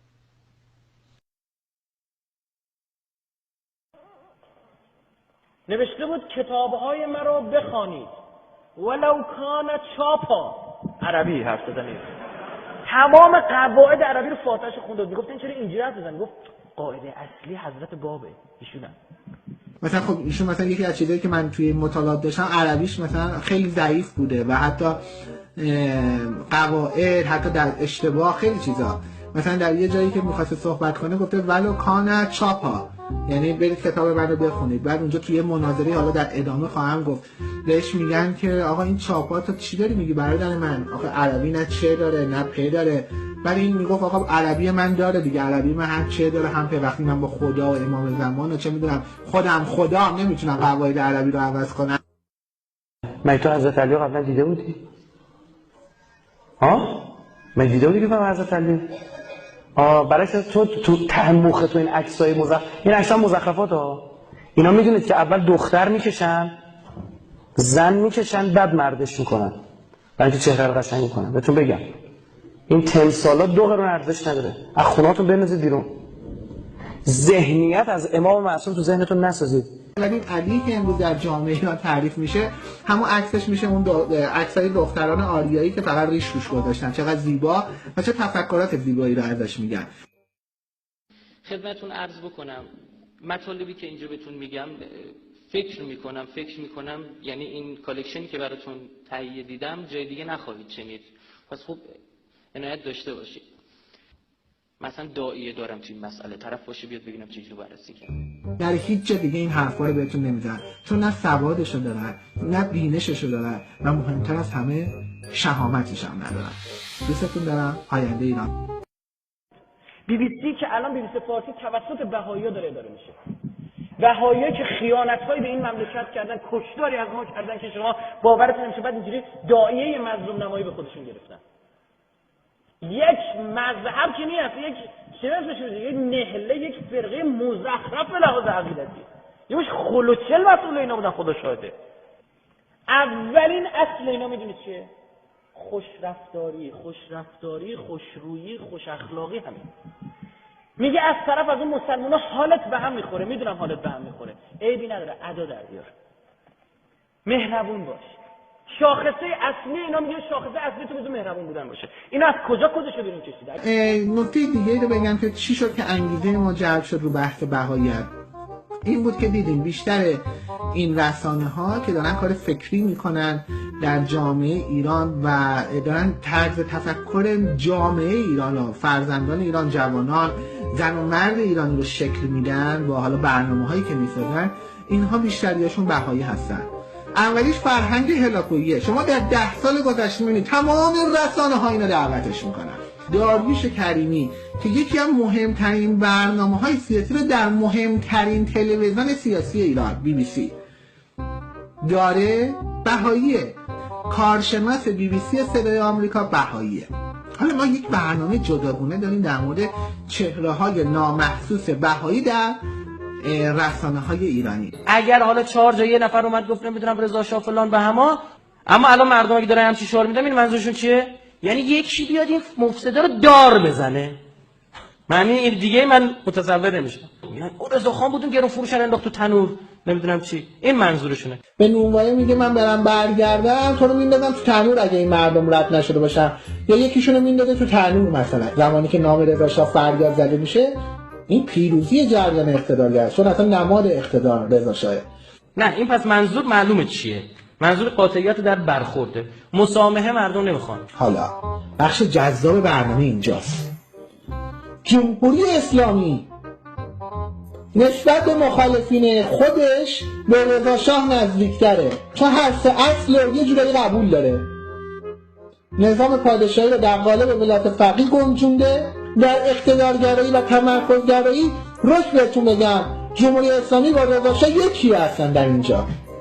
منتها رضا شاه که عاشق سیبیلش و عاشق تیپ مردونش و جذبه مردونگیش که نیست. منظورشون از رضا شاه میدونی چیه؟ جدیت در برخورد. همچنین رائفی پور سال 1394 در مورد تنگه هرمز و خلیج فارس سخنرانی مفصلی کرد. 3 سال بعد امید شریفی با کپی برداری مو به مو از رائفی پور برنامه‌ای با عنوان تنگه هرمز ساخت و مدعی شد که برای اولین بار است که کسی در این حوزه بحث می‌کند. از اونجا که نشان دادن کل کپی کردن‌های امید شریفی خارج از حوصله برنامه و مخاطبین است، نظر شما را به مختصری از این کپی برداری‌ها جلب می‌کنم. 70-80% نفت کل دنیا دست شیعه است. بهتون میگم 70% نفت دنیا در دست بخش شیعه است. تنگه هرمز اینا اومدن از اینجا قرار بود نفتشون اینجا صادر میکنن، چون همینجا دم دست یه خط لوله آمریکایی‌ها براشون کشیدن وسط عربستان، گاز و نفت آوردن از زیر مکه رسوندن به دریای سرخ. یعنی تو اینجا رو ببندی اینا از این طریق میتونن نفتشون چیکار کنن؟ صادر کنن. اینا یه خط لوله هم کشیدن از طریق امارات، یکم از سمت عمان. آمریکایی‌ها وقتی دیدن جمهوری اسلامی نمیتونن به قول خودشون سر به راه بیارن، اومدن یک جورایی تنگه هرمز رو خواستن دور بزنن. چیکار کردن؟ اومدن بریم روی نقشه بهتون بگم. اومدن اینجا نفت عربستان اینجا رو میبینید، نفت عربستان از اینجا کشیدن آوردن و راهش یک لوله نفت کشیدن از اینجا تا اینجا و راهش رو به دریای سرخ باز کرد. یه حرکت دیگه هم زدن، اینه که نفت از اینجا اومدن یک لوله نفت کشیدن دور زدن و اومدن، یعنی یه خورده دورش کوچیک‌تر بود، اومدن اینجا و تنگه هرمز رو دور زدن، در یعنی نفت اینجا آوردن و اینجا انجام دادن. باب المندب 48% نفت دنیا اینجا میشه. 48% نفت کل دنیا. این جزیره که شما میبینید اینجا اسمش میونه. این جزیره رو میگن هر کی صاحبش باشه واقعا ناظر بر تردد 48% نصف نفت دنیاست. ملکه پدر سوخته انگلیس، نه این یکی قبلیه، الیزابت قبلی، مجلس عروسیشو تو این جزیره گرفت. از اونجا اومد که بفهمونه اینجا مال کیه؟ در اینجا که خیلی مهمه یک جزیره است به نام میون. این جزیره میون که بسیار مهمه، میگن که کسی اگر این جزیره رو داشته باشه تقریباً 52% نفت دنیا رو میتونه کنترل کنه که از بغل اینجا رد میشه، به غیر از اون حالا اون همه کشتی‌های تجاری دیگری که رد میشن. بنابراین این جزیره هم بسیار از نظر سوق‌الجوشی اهمیت داره. حالا جالبه یه چیزی میخوام بهتون بگم، بیایم داخل. خب حالا این جزیره میون رو دیدید، من میخوام اهمیت این جزیره رو براتون بگم. این عکس رو نگاه کنید، این تمبر الیزابت گذشته، یعنی ملکه گذشته انگلیس به نام الیزابت. این ملهم میشه میده در یمن، و در یمن اونجا میمونه یه مدتی، در عدن هم این تمام برای همون مناسبته و میاد در جزیره معیون عروسی میگیره. در خیلی حرفا ملکه انگلیس از اون سر دنیا از شمال اروپا میاد در یک جزیره معیون که همه فقیر و اینا هستن، میاد اونجا عروسی میگیره. یعنی اهمیت این جزیره رو به خوبی این خانم درک میکنه. آقای موشه یعلون وزیر جنگ اسرائیل تو کنفرانس هرزالیا برمیگرده میگه ایران یه مچ داره خیر ما رو گرفته، باید اینو بشکنیم. سال 2006 رفتیم مچ رو بشکنیم. چیا بودن؟ حزب الله دار و نداره تو مدیون و سید حسن نصراللهی. بفهم. بعد گفتن بابا این مچ رو نتونستیم بنازیم چون بازو خون رسانی میکنه. سوریه این بار اول بازو رو قطع میکنیم، مچ میافتد، بعد سراغ بدن. موشه یلعون وزیر جنگ اسرائیل، ایشون میاد در سال 2015، همین آقای موشه یلعون میاد در سال 2015 در سخنرانی در تل‌آویو که هر ساله انجام میشه و صهیونیست‌ها جمع میشن برنامه‌هاشون رو میچینن، اونجا میگه که ما مچ انداختیم. این جمله آقای موشه یلعونه، میگه ما مچ انداختیم با حزب الله و نتونستیم این مچ بخوابونیم، به خاطر که هر دفعه اومدیم این مچ بخوابونیم بازوی این مچ خون رسانی کرد به این چیز مچ و این مچ موندش. حتی نامی از ایران نمیاره تو این سخنرانی، ولی خب بازوی حزب الله کیه؟ ایرانه دیگه.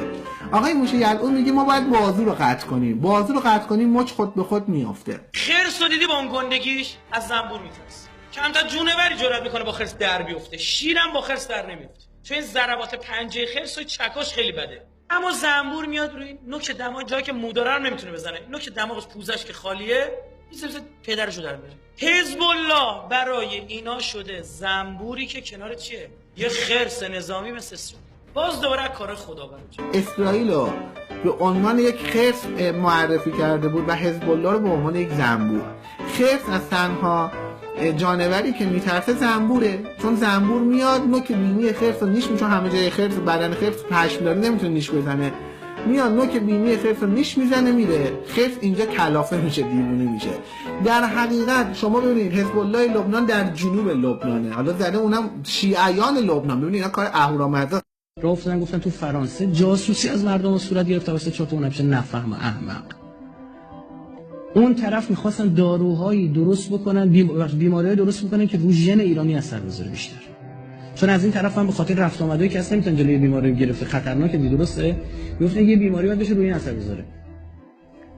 اومدن یه طرحی رو انداختن که آقا تو فرانسه دارن یه کاری میکنن، مرکز مبارزه با سرطان زده شده، آب دهانتون ایرانیا با این چی میگم این گوش پاکونا، آب دهانتون بگید بریزید تو نایلون برای ما پست کن. نه فقط برای شناسایی بانک ژنتیک مردم ایران. منو توی ایرانی رو تشویق کردن، سلبریتی ها رو هم آوردن به مانند گلشیفته فرانی و بهرام رادار. من شما رو تشویق کردن که آقا یک گوشپاک‌کنیه از طرف یکی از این شرکت‌های بانک جهانی ژنتیک برای شما ارسال میشه، شما این گوشپاک‌کن رو تو دهنت میکنی که بزاق دهانت به این گوشپاک‌کن بگیره، اینو میذاره تو کیسه و پست میکنی. به همین سادگی اینا بیماری تولید میکنن. یک سلاح ژنتیکی رو طراحی کرده. مگه 1914 تا 1917 این کارو نکردن؟ مگه تحریممون نکردن؟ بابا نصف جمعیت مملکت از بین رفته به خاطر نبودن غذا. برید تاریخ رو بخونید ببینید چه بلایی سر ما آورده بودن. هولوکاست دیگری رو به مانند سال 1917 تا 1919 بر کشور من و شما تحمیل کنن. هولوکاستی که 40% از ایرانیان در آن جان باختند.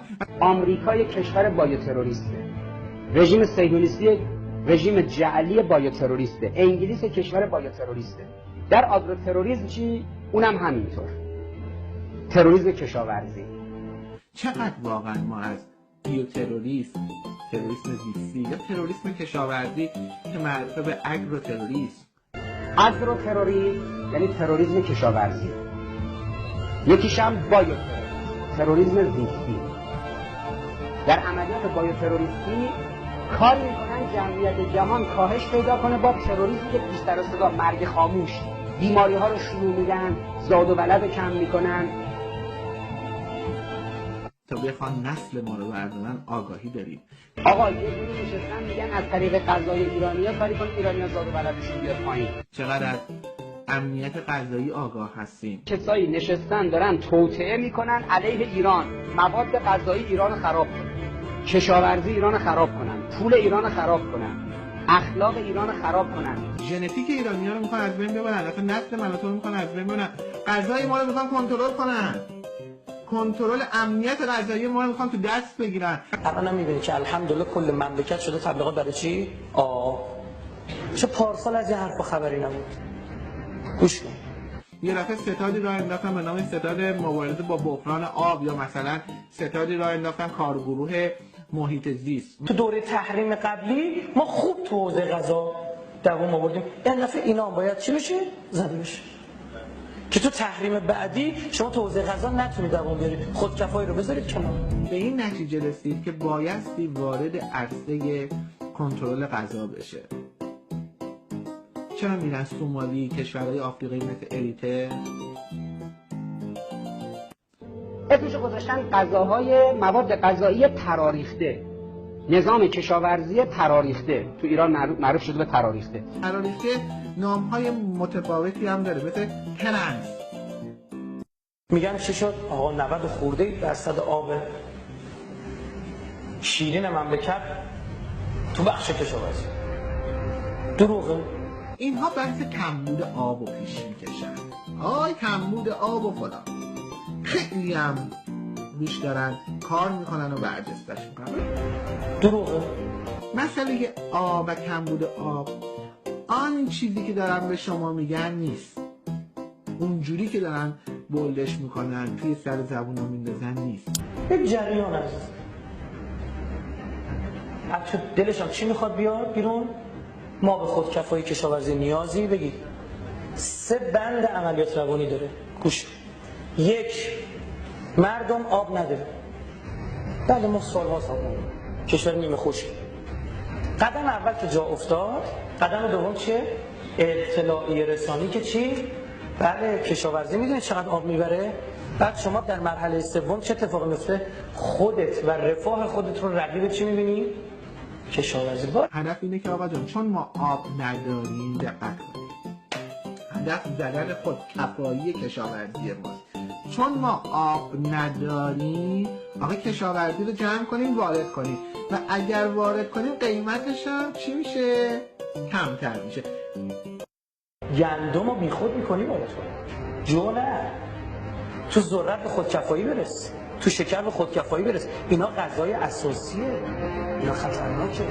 حالا میگه شما که کمبود آب داری چرا داری گندم میکاری؟ گندم وارد کن. این واقعا برای من عجیبه. چرا ما هر دو تا حوزه خودکفایی میخوایم ورود پیدا بکنیم، اینا میان جلو با بهانه‌های محیط زیستی و این نکات همه چی رو میزنن. با آدم داغ میکنه، آدم بر هم میریزه.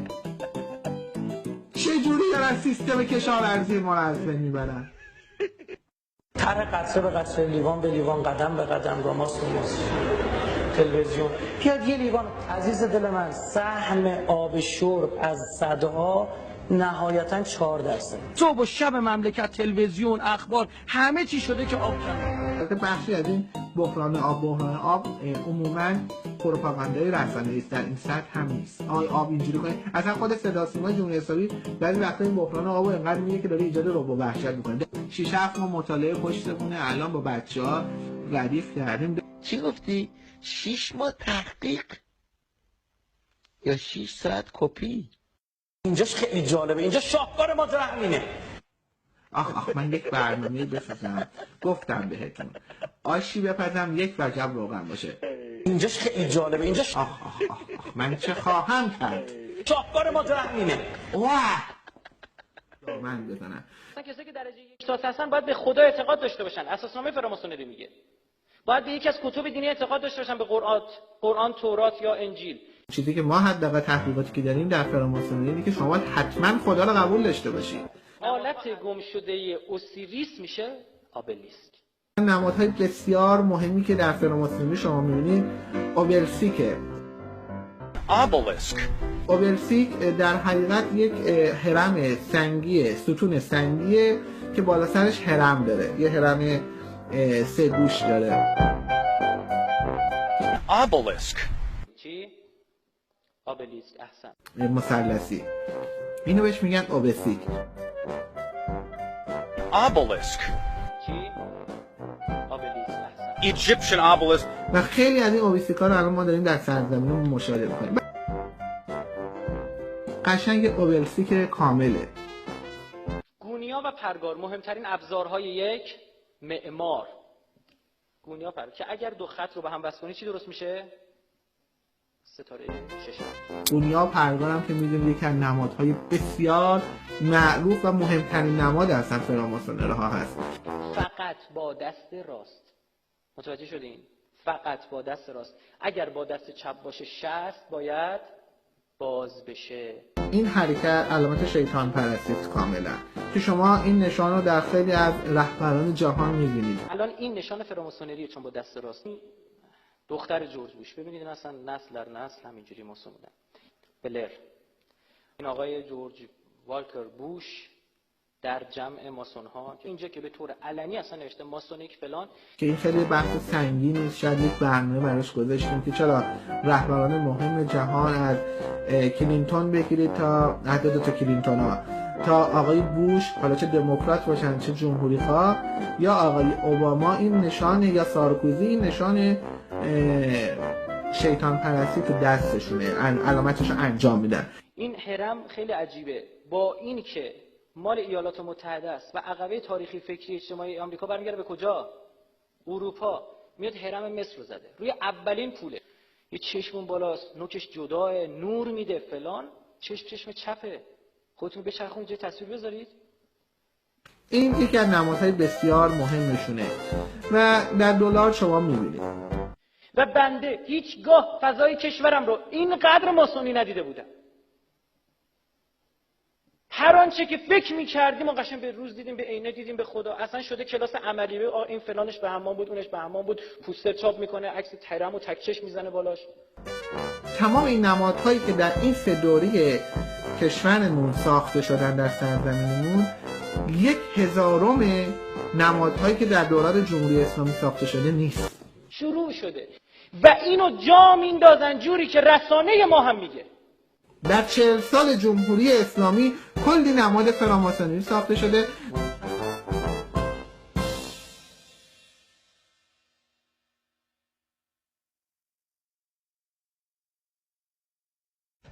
و در پایان نظر شما را به هذیان‌گویی‌های امید شریفی دانا جلب می‌کنیم. متن برجام در کل خیلی ساده و عامیانه بهتون بگم که گیجتون نکنم اینو میگه: آقای ایرانی، خانم ایرانی، شمایی که این همه دانشمند هسته‌ایتون کشته شد، این همه پدرتون در اومدینا، شما دیگه نباید مسئله هسته‌ای به جلو ببرید. خیلی کمرنگ باید جلو ببرید. سلاح هسته‌ای که اصلا فراموش کنید، نه شما بگید نه ما میشنویم. در مورد مسئله نیروی هسته‌ای، نیروگاه هسته‌ای هم اینکه بخوای شما انرژی بگیرید در مسئله هسته‌ای هم خیلی درصد کم، خیلی ریز، خیلی محدود و این کار انجام بشه. پس شما باید به سانتریفیوژتونه که این همه میلیارد دلار خرج کردید، راه اندازی کردید، پدرتون در اومده اینا، همه اینا رو بتون بریزید. اول میرید بتون میریزید،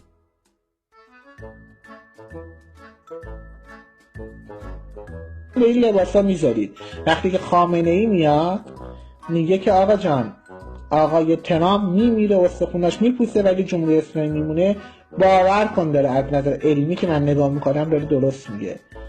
خوابشو ببینید جمهوری اسلامی تا 100 سال آینده بره، من خیال همه رو راحت کنم. به خدا قسم شما خواهید دید تا 100 سال آینده ایران حتی سوریه بشه جمهوری اسلامی نخواهد رفت. به قول دارم میدم. 80 میلیون ولی 10 میلیون آدمای پاکار عقیدتی پشت این حکومتن. آدم عقیدتی رو تو نمیتونی نابودش کنی. اینو من دارم بهت میگم. مگه الان همه نمیگن رژیم کارش تمومه؟ به خدا خواهید دید تا 10 سال آینده من همینجا براتون برنامه میسازم، میبینی که رژیم هم سر جاش میمونه.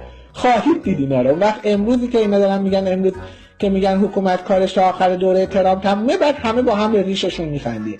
امروز اپوزیسیون جمهوری اسلامی 99%شون بی‌شرفن. ماها 1%یم، یادتون باشه.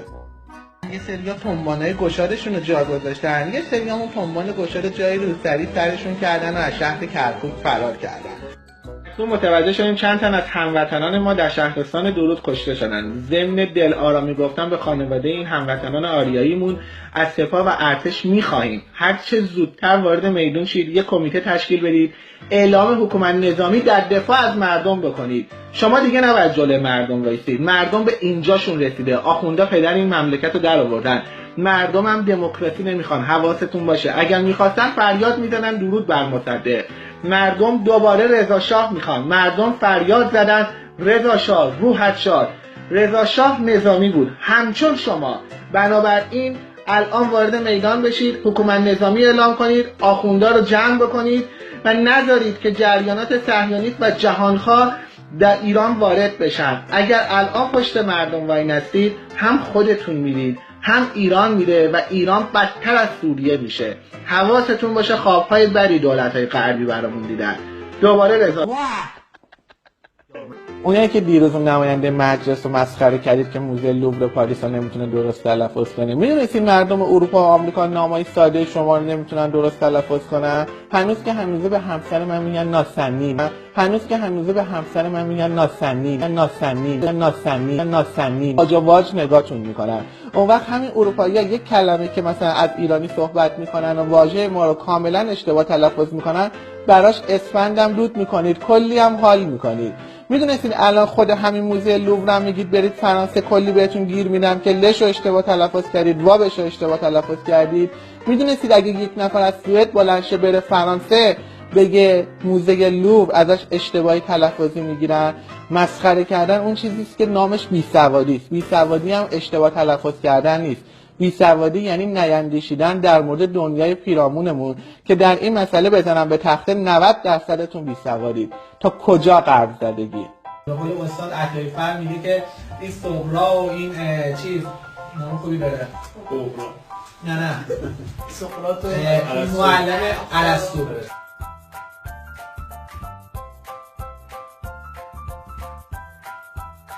و این اتفاق چه موقعی افتاد؟ همزمان یک مدل از همین رفراندومی که بارزانی تو منطقه داشت انجام میداد، همزمان به خدا این کار اهورامزدا، ما پهلوی ها رو خیلی دوست داریم، ولی پهلوی ها در چارچوب مکتب به انحراف یه جا رفتن. تعصب یعنی زفت غرب. رضا سابق گوش نمیکرد دیگه، پادشاه به سفیر انگلیس و آمریکا گوش میکرد، ضعف داشت به بوروکراسی غربی. حتی همین نظام فعلی هم که وجود داره، آقای گورگین واقعا شاهکار صحبت کرد. فردای پادشاهی پنهان شده در پشت ولی فقیه جمهوری اسلامی. این توضیحی که جناب کیخسرو گورگین در مورد پنهان شدن فرد پادشاهی در درون ولایت فقیه داد، اگه شما اهل جار و جنجال و هوچیگری باشی که نمیفهمی، فوش خار مادر میدی و دیدیم که دارن میدن بعضیا، چه عدم درکشونه. ولی اگر یکی مثل من دنبال این مسائل آگاهی داشته باشه، بخونه و سرش درد بکنه، تعریف جناب گورگین شاهکار بود. الانش هم که جمهوری اسلامی اومد، اون فره ایزدی پنهان شد، بخش آریایی تو درون همین حکومت پنهان شدن. مثل بی سواد من که حمله میکنه، بیشتر آتش کرده های ما در درون امامزاده ها پنهان شده. بیشتر این امامزاده ها آتش کردن. آقا عربای سوسمارخور می اومدن آتش کرده ها رو داغون کنن، ایرانی ها میگفتن تو خدا داغون نکن، این قبر امام خودتونه، امامزاده خودتونه. به خدا فرخزاد اگه زنده بود الان تو فوشش میدادی. میدونی چرا؟ چون فرخزاد 5-6 ماه آخر عمرش کاملا اپوزیسیون رو ول کرده بود، با مامورهای جمهوری اسلامی توی بن آلمان میشست قهوه میخورد. این میخواد بگی دروغه؟ به حق من فریدون فرخزاد امروزم، من به حق الگوم فریدون فرخزاده. تو با دهنت نباید نام فریدون رو بیاری، شماها نباید نام فریدون رو. اون احمق‌هایی که به من میگن تو حمایت میکنی از سردار سلیمانی و برمیگردن میگن که سلیمانی فریدون رو کشت، بدانن فریدون 6 ماه آخرش بهترین دوستانش ماموران جمهوری اسلامی بودن. داستان یادگار زریبان رو حتما عزیزان برن بخونن، داستان بسیار جالبی. من تئاتر یادگار زریبانم اون موقع در ایران بودم رفتم، تئاتر بسیار زیبایی بود. هرچند آقای صادق قطب‌الدین درست کرده بود، خودش وطن فروشه ولی تئاترش خدایی قشنگ.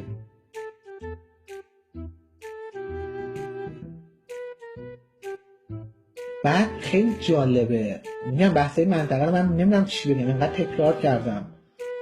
داعش رو به وجود آورده، فلان کردن، سپاه رفته نجات داده، آبرو برده. من به خدا نمیدونم چی بگم. بیام تخصصی بحث کنم. آخه حرفا اینقدر عبدالخیاریه که اصلا موندم چجوری پاسخ، یعنی اینقدر که زبونمون مو در آورده. اگر الان حذف کردیم، یعنی ماهی قرمز و سبزه رو حذف بکنیم، فردا میگن آقا سمندون چه کاریه، حالا آدم مثلا نوروز این همه سمندون میخواد درست کنه که چی بشه سمندون. در کشورهای اروپایی زودتر از خود مردم سوئد که من دارم زندگی میکنم، اینجا ایرانی‌ها رو دیدم، زودتر از مردم سوئد درخت کریسمس رو راه نمینداختن تو خونه هاشون. ما اینجا با سوئدیا صحبت میکنیم که والا درخت کریسمس شما بیاید مصنوعیشو بذارید، میگن نه، درختی که بو نداشته باشه باید بوی درخت تو خونه ما بپیچه. پدر این همه درخت، آقا ما یه مشت گندم برمی‌داریم سبزه میشه بعدم میره تو دل طبیعت. عزیزان مسیحی کل درخت‌ها رو در سرتاسر جهان میبرن، این همه درخت کریسمس از بین، درخت کاج از بین میبرن. اگر با این دکترینی که ایشون داره صحبت میکنه ما بخوایم قضاوت بکنیم، سنگ روی سنگ بند نمیشه در دنیا، سنگ روی سنگ بند نمیشه. من خیلی جالبه تو اینستاگرام هم الان زده توپ لایو و به یاران نشون بدم، حالا چیز میشه، میخواستم به یاران نشون بدم نزدیک 70 خورده ای تن دارن نگاه میکنن، نمیشه توپ لایو، یعنی الان تو بخش ویژه اینستاگرام قرار میگیره. چوبی که واقعا تو دهنی ملت ایران و اقوام ایرانی بهتون زدن سر جنبش نوروز پاسارگاد که ما اعلام کردیم. از 4 گوشه ایران برای ما ویدیو فرستادن، از کردستان، آذربایجان، مازندران، گیلان، اصفهان، شیراز، بوشهر، خراسان، همه جا.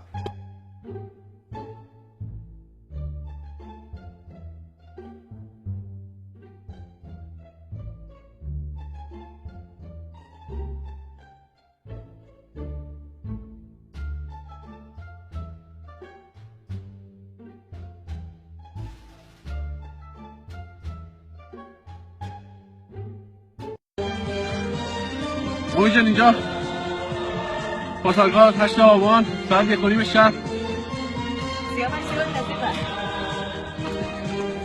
اینا تمام راه ها رو بستن. امید لعنت به جمهوری اسلامی، ما از کی داریم میتونیم؟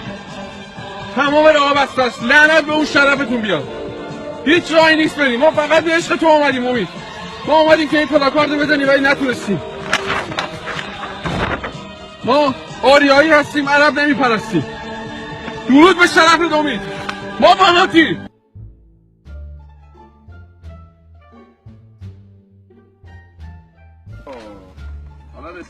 امید عزیز سلام عرض شد، همسر سمندونش تو هم سلام عرض کنم. امید یادم رفت بگم، من 10 ساعته دارم، من پدرتو رو دارم میارم، 10 ساعته دارم میدوام از پاسارگاد رسیدم مرز آلمان. یعنی اگه اینا به من جواب بدن من خشتکتون در میارم. یه بار دیگه رو دست خوردی از تیم پژمان پژوه ما، از سه تفنگدار برنامه تلگراف. فقط خواستیم بهت بگیم که تمام اون فیلمایی که برات میفرستن همه جعلیه. از قلب اروپا برات فیلم فرستادیم، از پاسارگاد اروپا برات فیلم فرستادیم. فقط خواستیم بگیم که خیلی خودت داری بیچاره میکنی. البته من 10 ساعت دویدم امید به خاطر تو.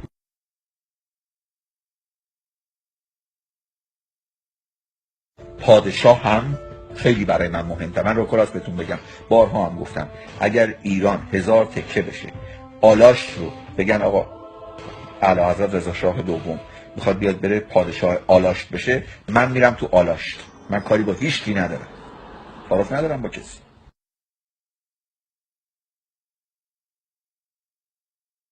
چون میدونم که ایشون از آلاشت ایران رو آزاد میکنه، مانند بابک خرمدین. میخوام بهتون بگم اینقدر به ایشون اعتقاد دارم. خب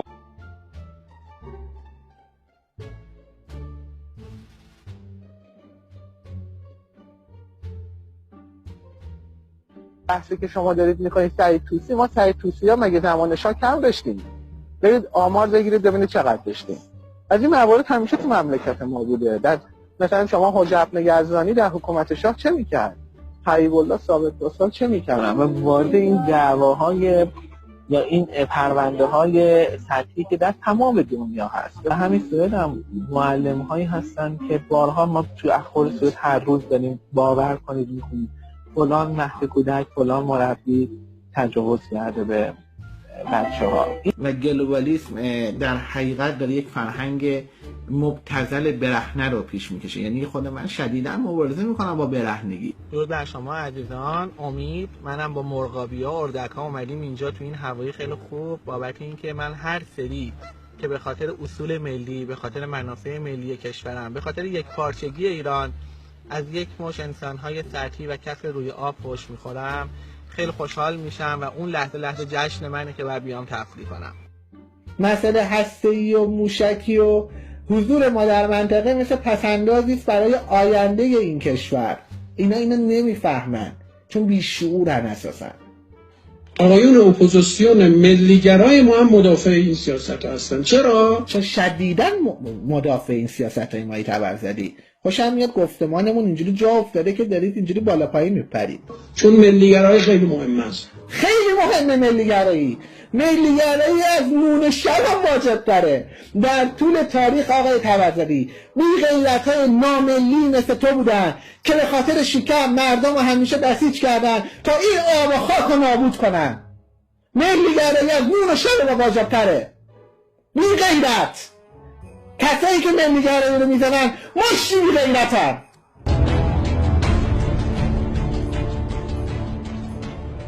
نظر نمیدم. خداییش هیچ جا کافه های سوئد نمیشه، به خصوص اینجایی که من میام.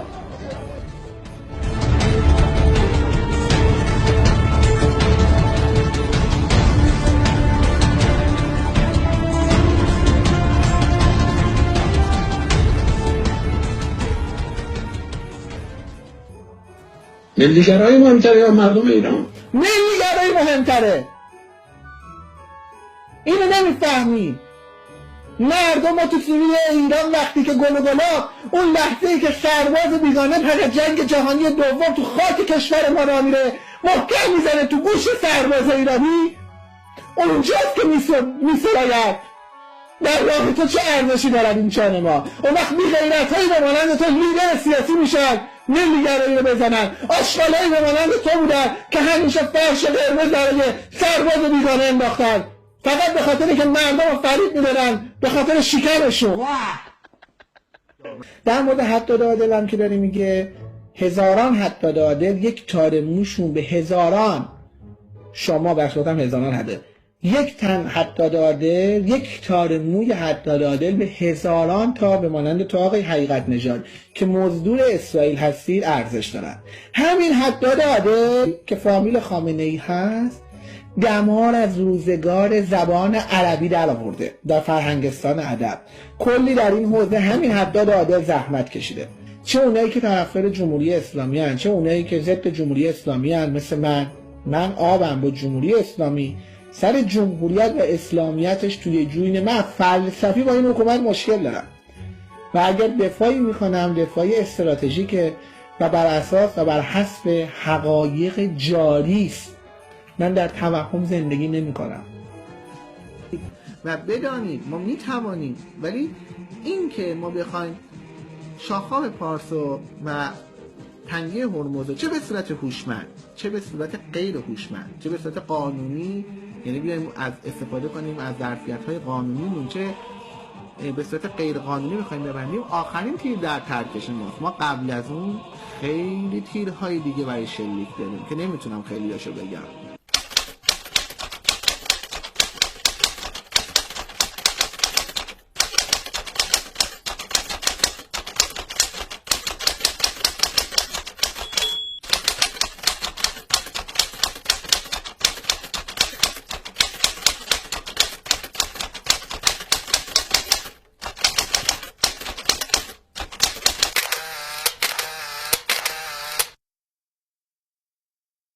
یه مورد اشاره میکنم فقط بدونید تا تهش رو بخونید دیگه. ما هیچ وقت تنگه هرمز رو نخواهیم بست، یعنی نیازی نداریم ببندیم. این حالا تهدید هست، یعنی این آخرین حربه ما خواهد بود. قبل از اون ما در منطقه جاپامون رو خیلی سفت کردیم چون اینجا حوزه تمدنی ایران بزرگه. ولی مثال بگم چی میشه اگر 2 تا موشک بالستیک یمنی ها همتباران حوثی ما که یادگار ساسانیان هستن برگرده بخوره میدان نفتی آرامکو یا القوار عربستان. اینکه جمهوری اسلامی گفتم بدتر از جمهوری اسلامی هم بود، من امروز وای میستادم کنارش تا ایران نابود نشه. تنها راه همینه، فقط الان باید فیزیکی ایران رو حفظ کنیم و تنها کسی که میتواند فیزیکی ایران رو حفظ بکند فقط جمهوری اسلامیه. فقط جمهوری اسلامی امروز میتواند کشور را از نظر فیزیکی حفظ کنه. تنها کسی که میتونه این کشور رو حفظ کنه در حال حاضر جمهوری اسلامی است، چون مخالفینش رسما یک مش خائنه. پاش برسه برای ایران خونها خواهیم ریخت، تو این شک نکنید. طبق قوانین بین‌المللی، طبق قوانین بین‌المللی صیاد شیرازی ها خواهیم شد. هیچ کس اندازه من نه تندروتر نه رادیکالتر. یک تار موی منم نمیشید. چی هستید شماها؟ به خدا خیلی حقیرید، خیلی بیچاره اید. پسره توپال برای من نشسته حرف چرند میزنه تا بچه جان. واقعا اینقدر بعضیاشون کوچیکن آدم نمیتونه نامم بیاره.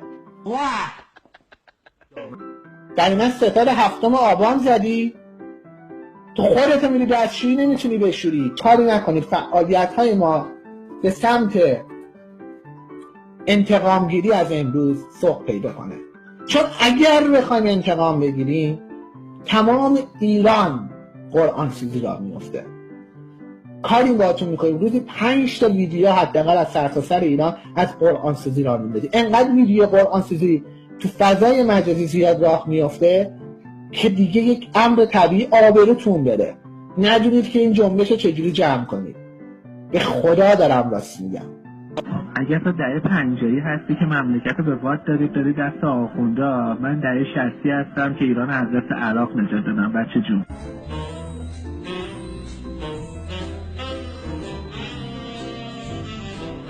حکم بر سرت کنم. پس توی مدرسه آخه چه درسی خوندی؟ توی مدرسه به شما چه نشان دادن؟ یا چیز دیگری نشان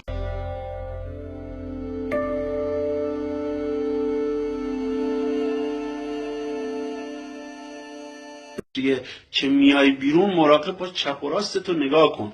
یه وقتی دیدی یکی با یه 4 لیتری یا 1.5 لیتری اومد سمتت، یه چیزی پاشید تو صورته، بعد که باشه تو صورتت دماغ اینقدید میشه اینقدر.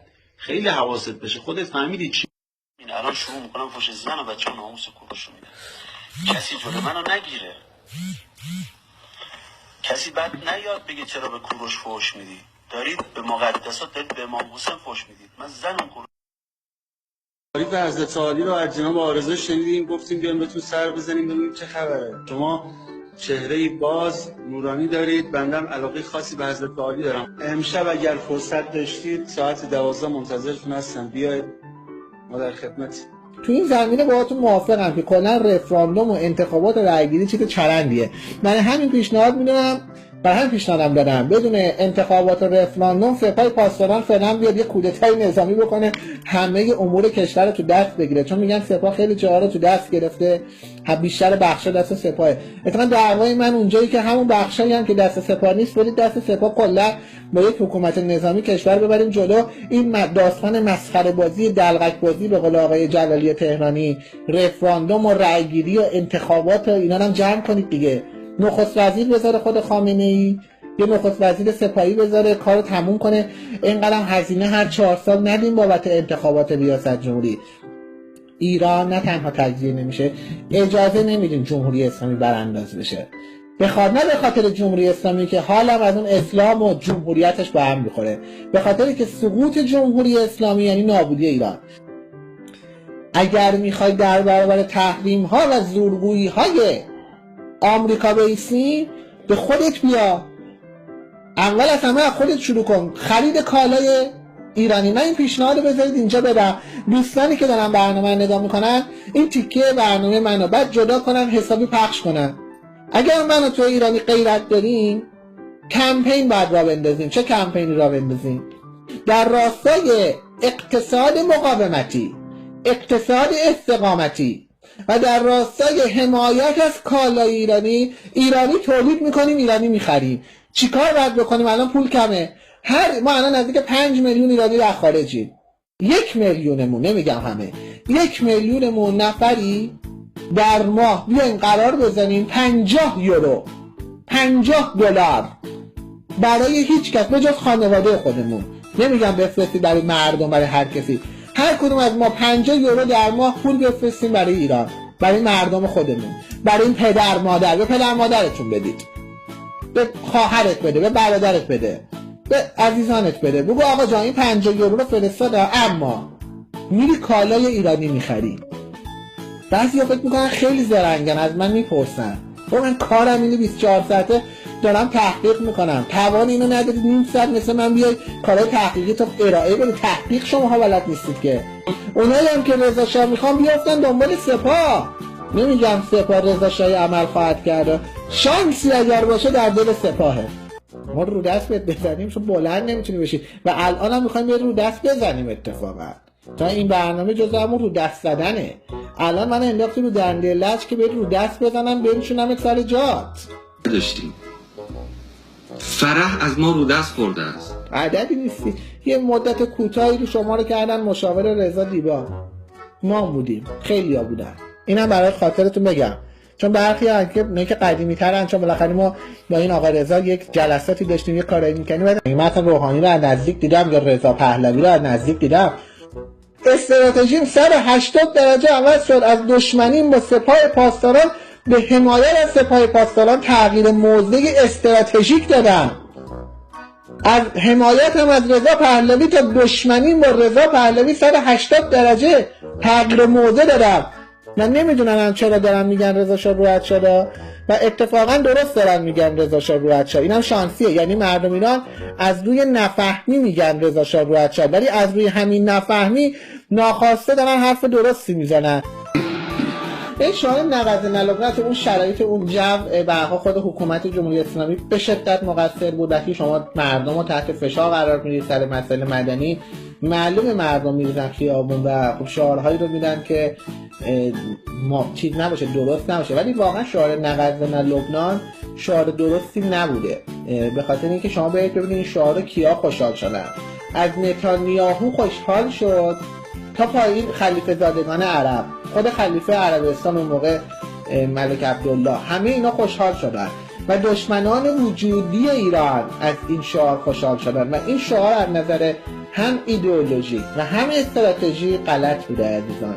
و من بگم من خودم جز شعار دهنده ها بودم، من خودم این شعار رو خیلی دادم، ولی امروز که مسائل بررسی میکنیم این شعار درستی نبوده. اینجا رو من قبول. در خیزش دی ماه 96 امید شریفی ضمن اینکه مخالفت شدید خود را با مردم جان به لب رسیده اعلام کرد، حمایت خود را از سپاه بیش از پیش علنی کرد و حتی در برنامه‌اش بیانیه سپاه پاسداران را خواند و از مزدوران و لباس شخصی ها خواست تا عکس تظاهرات کنندگان را بگیرند و برای نیروهای امنیتی ارسال کنند.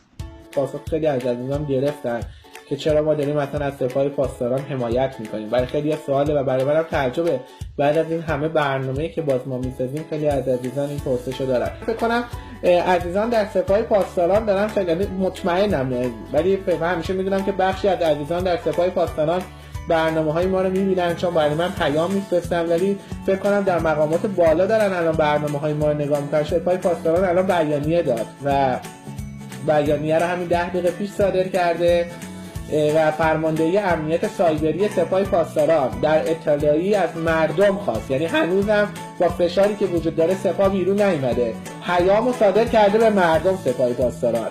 هر گونه اخبار و اطلاعاتی اهم از عکس، فیلم، خبر، ایمیل، آدرس اینترنتی و یا شکایاتی که در خصوص جریان‌های اغتشاش طلب از هر گروه صنفی که در فضای مجازی اقدام به تحریک فعالیت‌های مخرب می‌کنند دارند به سایت این مرکز ارسال کنند. این سایت چند عکس هم از عکس کسانی که اغتشاشگر خوانده شده منتشر کرده و خواهان شناسایی آنها شده.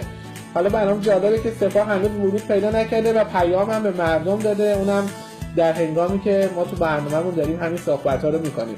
اصلا میدونی اونی که عزت ملی رو میفهمه با اونی که عزت ملی رو نمیفهمه فرقشون چیه؟ اونی که عزت ملی رو میفهمه به حکم خانومی میمونه که 12 ساعت در روز کار میکنه تا سر ما 1 میلیون حقوق بگیره تا بتونه زندگیشو بگذرونه. ولی اونی که عزت ملی رو نمیفهمه به حکم خانومی میمونه که میره تنفروشی میکنه و سر 1 ساعت 1 میلیون میگیره و زندگی بسیار خوب نکنه. به ویژه یکی از بازی‌های من که به شدت با من لج کرده بود به نام حاج نجف نظرپور.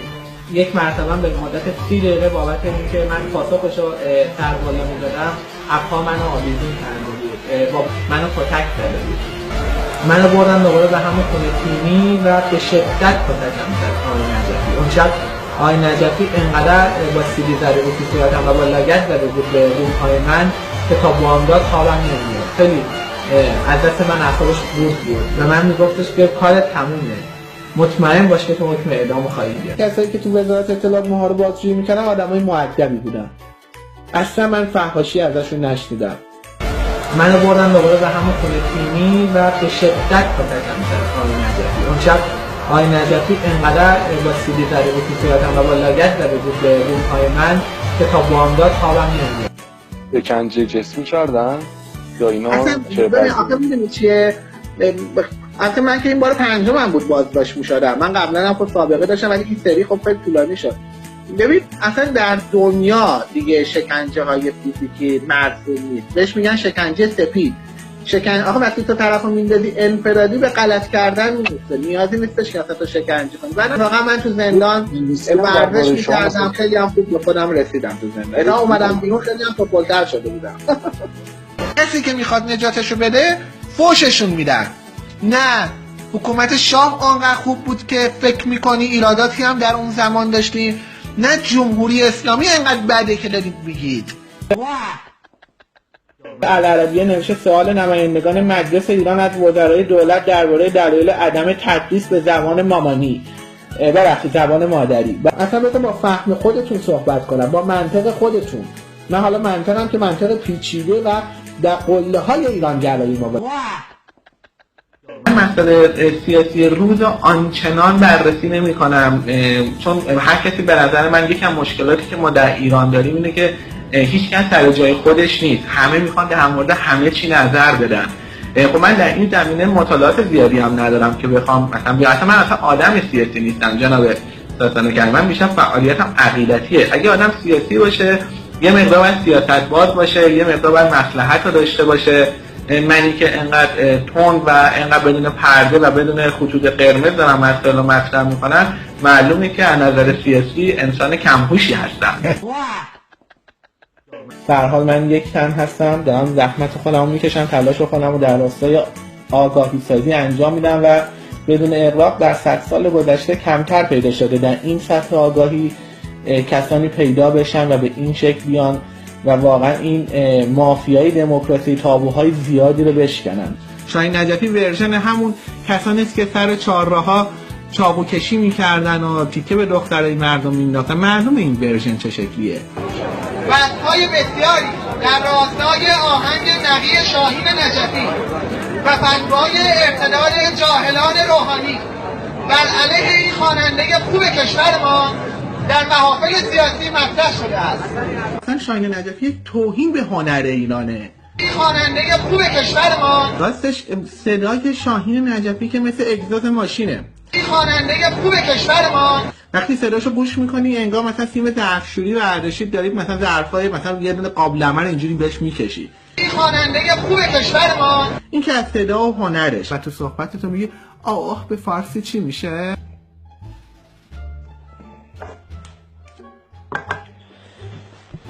خب یک لحظه، ما برنامه‌مون نیم ساعت دیگه ادامه داره عزیزان. خب ملت یمنی ها داغون بشه به خاطر مداخله جمهوری اسلامی. خب من میخوام از شما سوال کنم، از نگاه شما جایگاه با کمی توجه به گفتار و کردار و رفتار امید در طول این مدت به این نتیجه پی خواهید برد که تغییر 180 درجه امید در طول سالها اتفاق نیفتاده و تمام این تغییرات همه در یک سال اتفاق افتاده. پس به این نتیجه میرسیم که این فرد یا بیمار روانی است یا مزدوری است که مأموریت آن به پایان رسیده. و این بود داستان امید شریفی دانا، جورابفروش که عاقبتش وطن فروشی شد. این روزها امید شریفی که دیگر حرفش اعتباری ندارد، روی آورده به ساختن مستندهای سریالی بی محتوا، درست مثل سریال‌های بی محتوایی که صرفاً برای کاسبی ساخته می شود.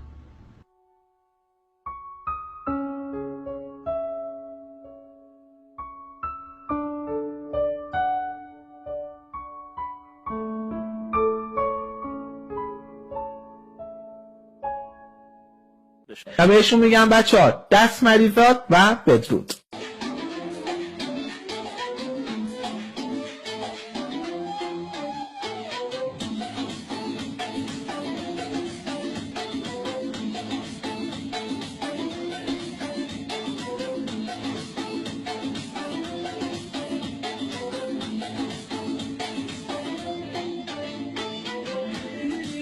دیدی آن قهقهه کبک خرامان حافظ که ز سرپنجه شاهین قضا غافل بود؟